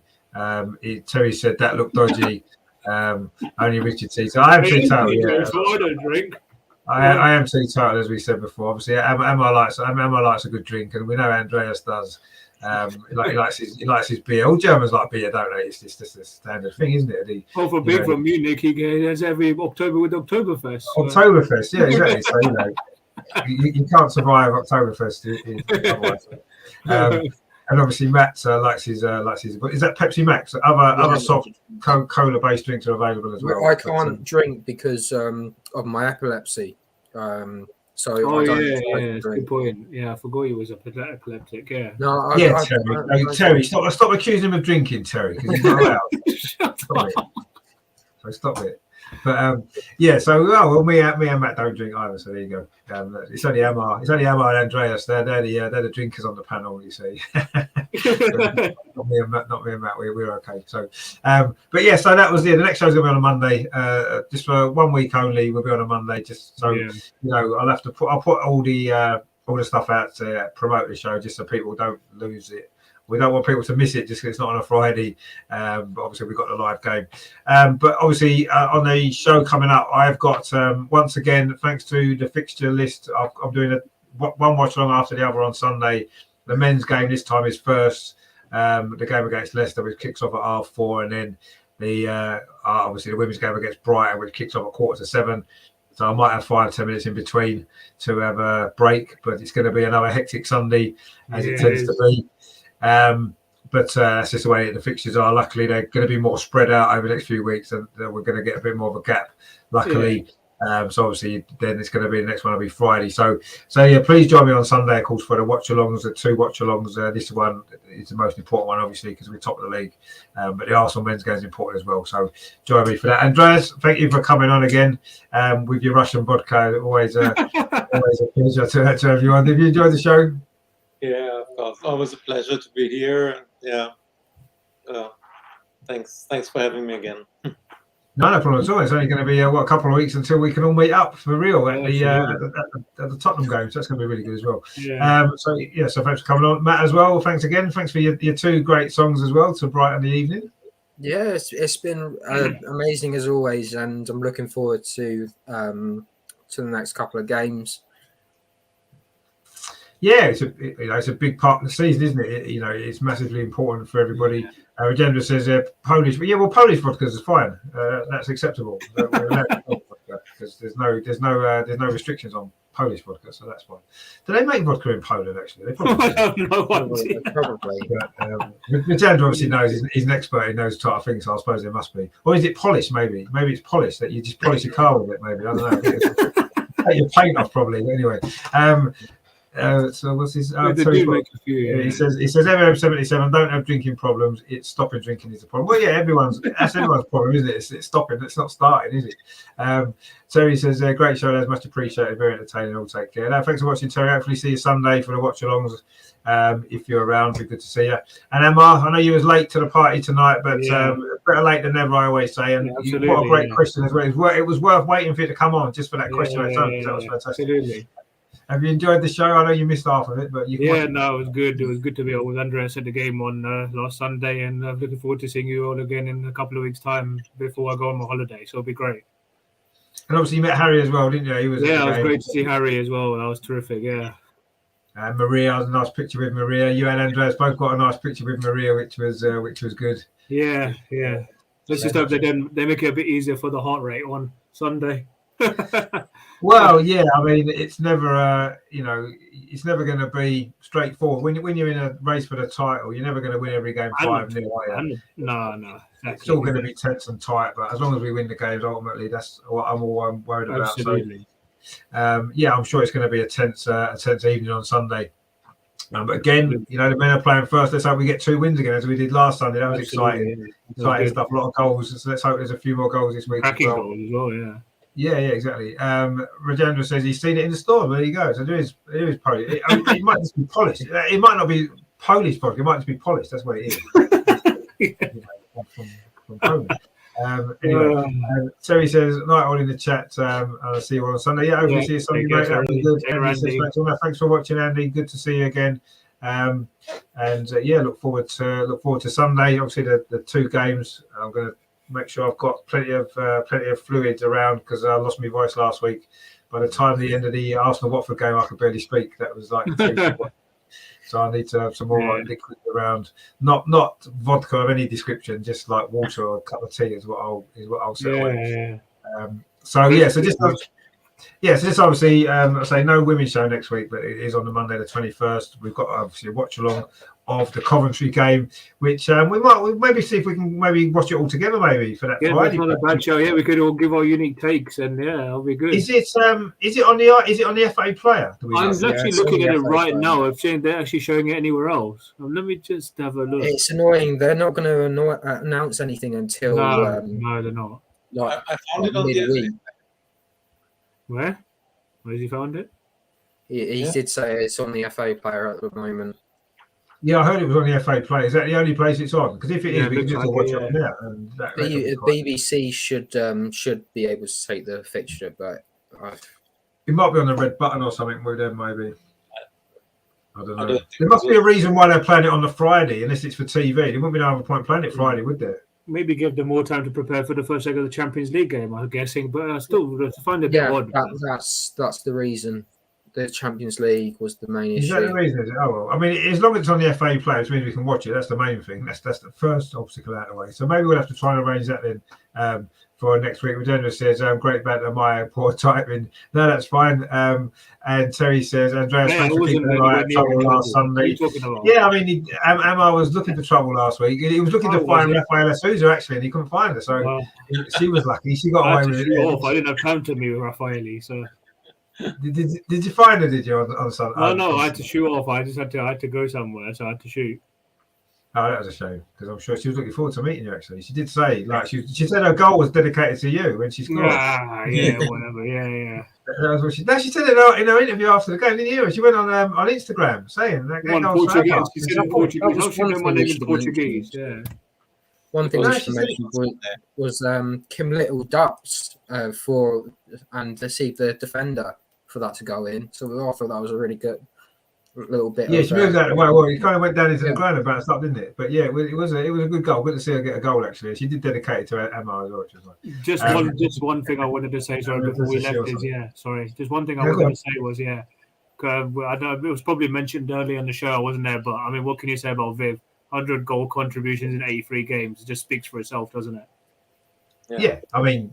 We did kind of touch on all the records that were broken on Sunday, but yeah, I mean she's a special player, and I mean it's incredible really when you think about it. 70 goals in 83 games, and 30 assists, just unbelievable stats. That is really, isn't it? It is unbelievable. So let's hope that those stats go towards a couple of trophies between now and the end of the season as well. She's won a couple of trophies already with us. Let's hope she can help us win a couple more.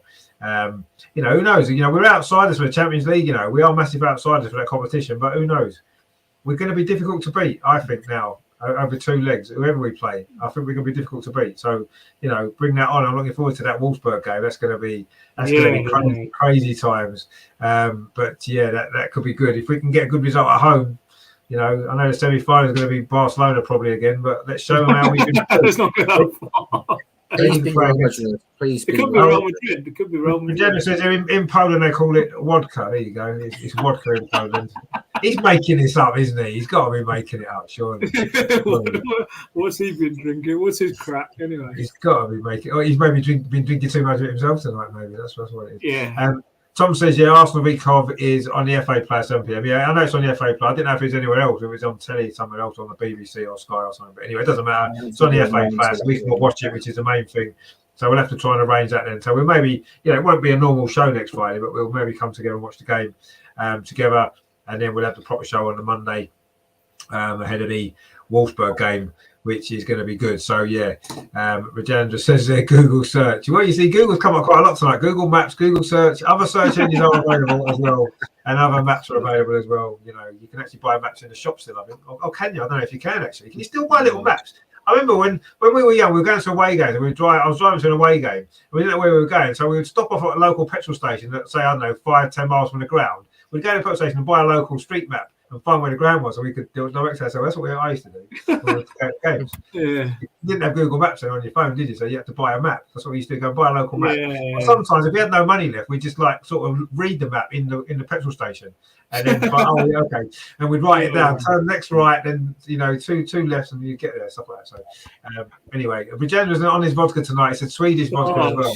Gosh. So there you go. But anyway, it can't be called vodka anywhere else, can it? Because vodka's literally Russian, isn't it? That's it. That's where it's from. So you can't be. It's been seized. It's been seized. Yeah, all the vodka's been seized. Yeah. Yeah. I think what might be a good idea is to buy loads of vodka and pour it in our petrol tanks, because it would be cheaper than actually putting petrol in it. Because seeing as petrol's now about £5 a litre or whatever it is. Tom says there, just get a cab, Andreas. £5 is easy in the fair. Take the bus. I think Tom's just caught up with the fact that Andreas had to walk for half an hour on the train going to the game on Sunday. We spoke about that about an hour ago. And Regenera says absolutely. And Regenera's absolutely. So Regenera's going through the whole list on Google of every single vodka that's ever been made. Absolute vodka. That should be top of the list. Actually, why don't we do the next quiz question? What's next on the list after Absolute Vodka? Alphabetically on the list of vodka. See how far we get. Absolute's got to be first, isn't it? That's going to be first on the list. We've got Swedish vodka, so that'll be later on down the list. And we've got Polish vodka or vodka, whatever it is. And Andy says Swedish vodka is Absolute without an E. Oh, there you go. Oh, well, it does exist. There you go. What is this? So the Swedish vodka is actually Absolute vodka. It's the Swedish vodka. There you go. Wow. See, not only do you learn fascinating facts about the Arsenal women's team on this show, you also learn about vodka in Sweden. So there you go.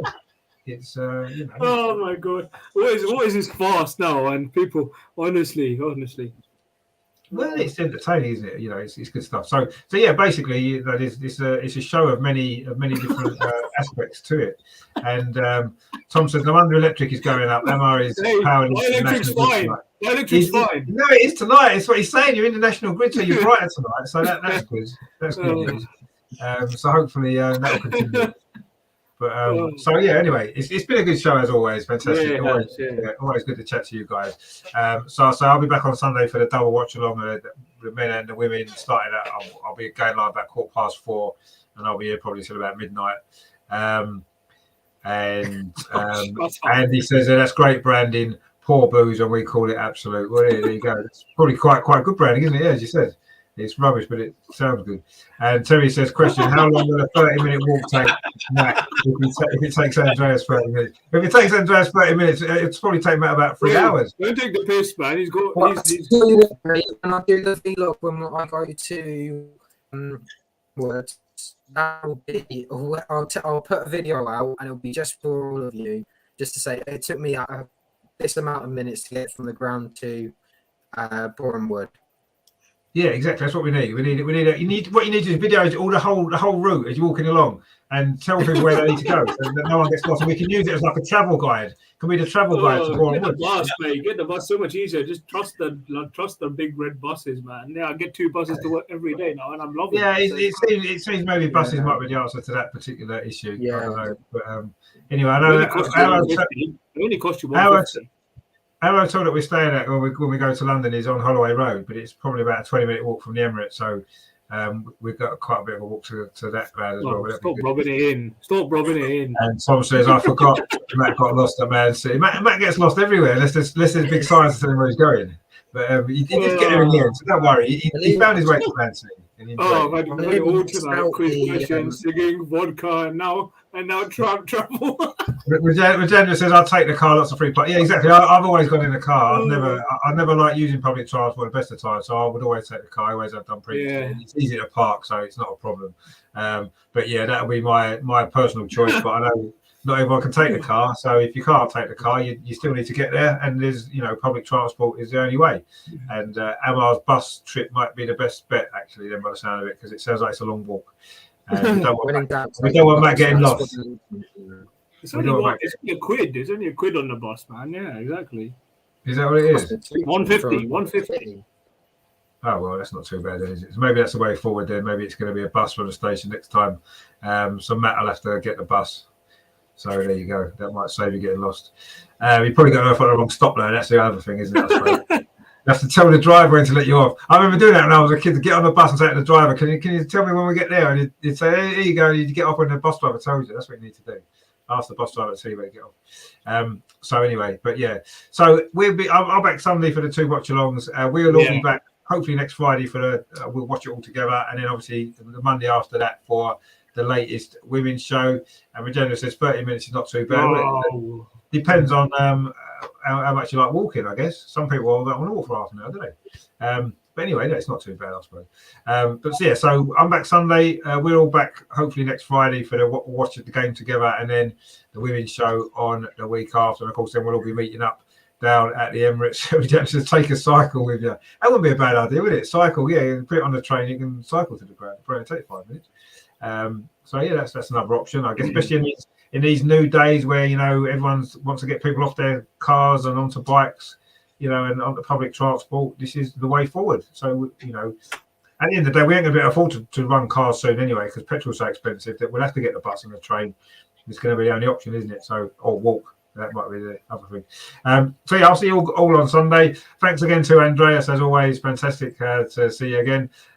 Matt as well, your fantastic songs, and Amar.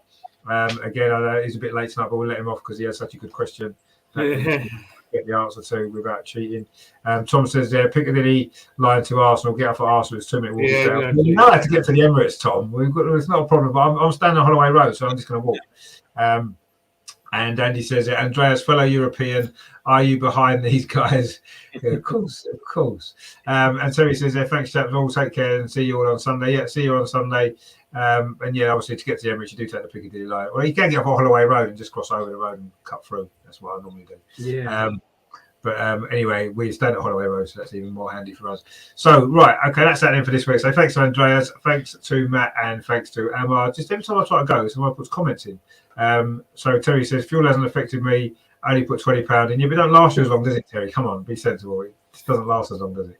And he says, thanks and take care. Magenda says, great, see you on Sunday. Tom says, take care, lads. Yep, see you all on Sunday, hopefully for the watch along. And hopefully see a few of you in person at the Emirates in the next couple of weeks at the Wolfsburg and Tottenham games. It'd be good to see if you're there and you bump into any of us. Please say hello. We'll be more than happy to have a little chat, which would be nice to meet you all. I've obviously we saw Tom at the FA Cup final and stuff, so it'd be good to meet up with anyone who's at that, either of them 2 games. That would be good. So yeah, I'll see you on Sunday. Thanks again to everyone for watching. Thanks to everyone in the chat. Some great comments as well. A bit of fun and also some serious topics as well about Roman Abramovich and Chelsea and everything else. So in a mixture tonight, some good stuff gone on. So if you didn't watch it all, missed the beginning, definitely watch it back again because there's some good stuff in there tonight and good stuff from all the guys as well. So thanks to Andreas, Matt, and Amar and myself. I will see you Sunday. Hopefully 2 good results for Arsenal as always. And in the meantime, of course, come on, you guys. Come on. Come on. See you soon, guys. Take it easy. See you soon. Take care.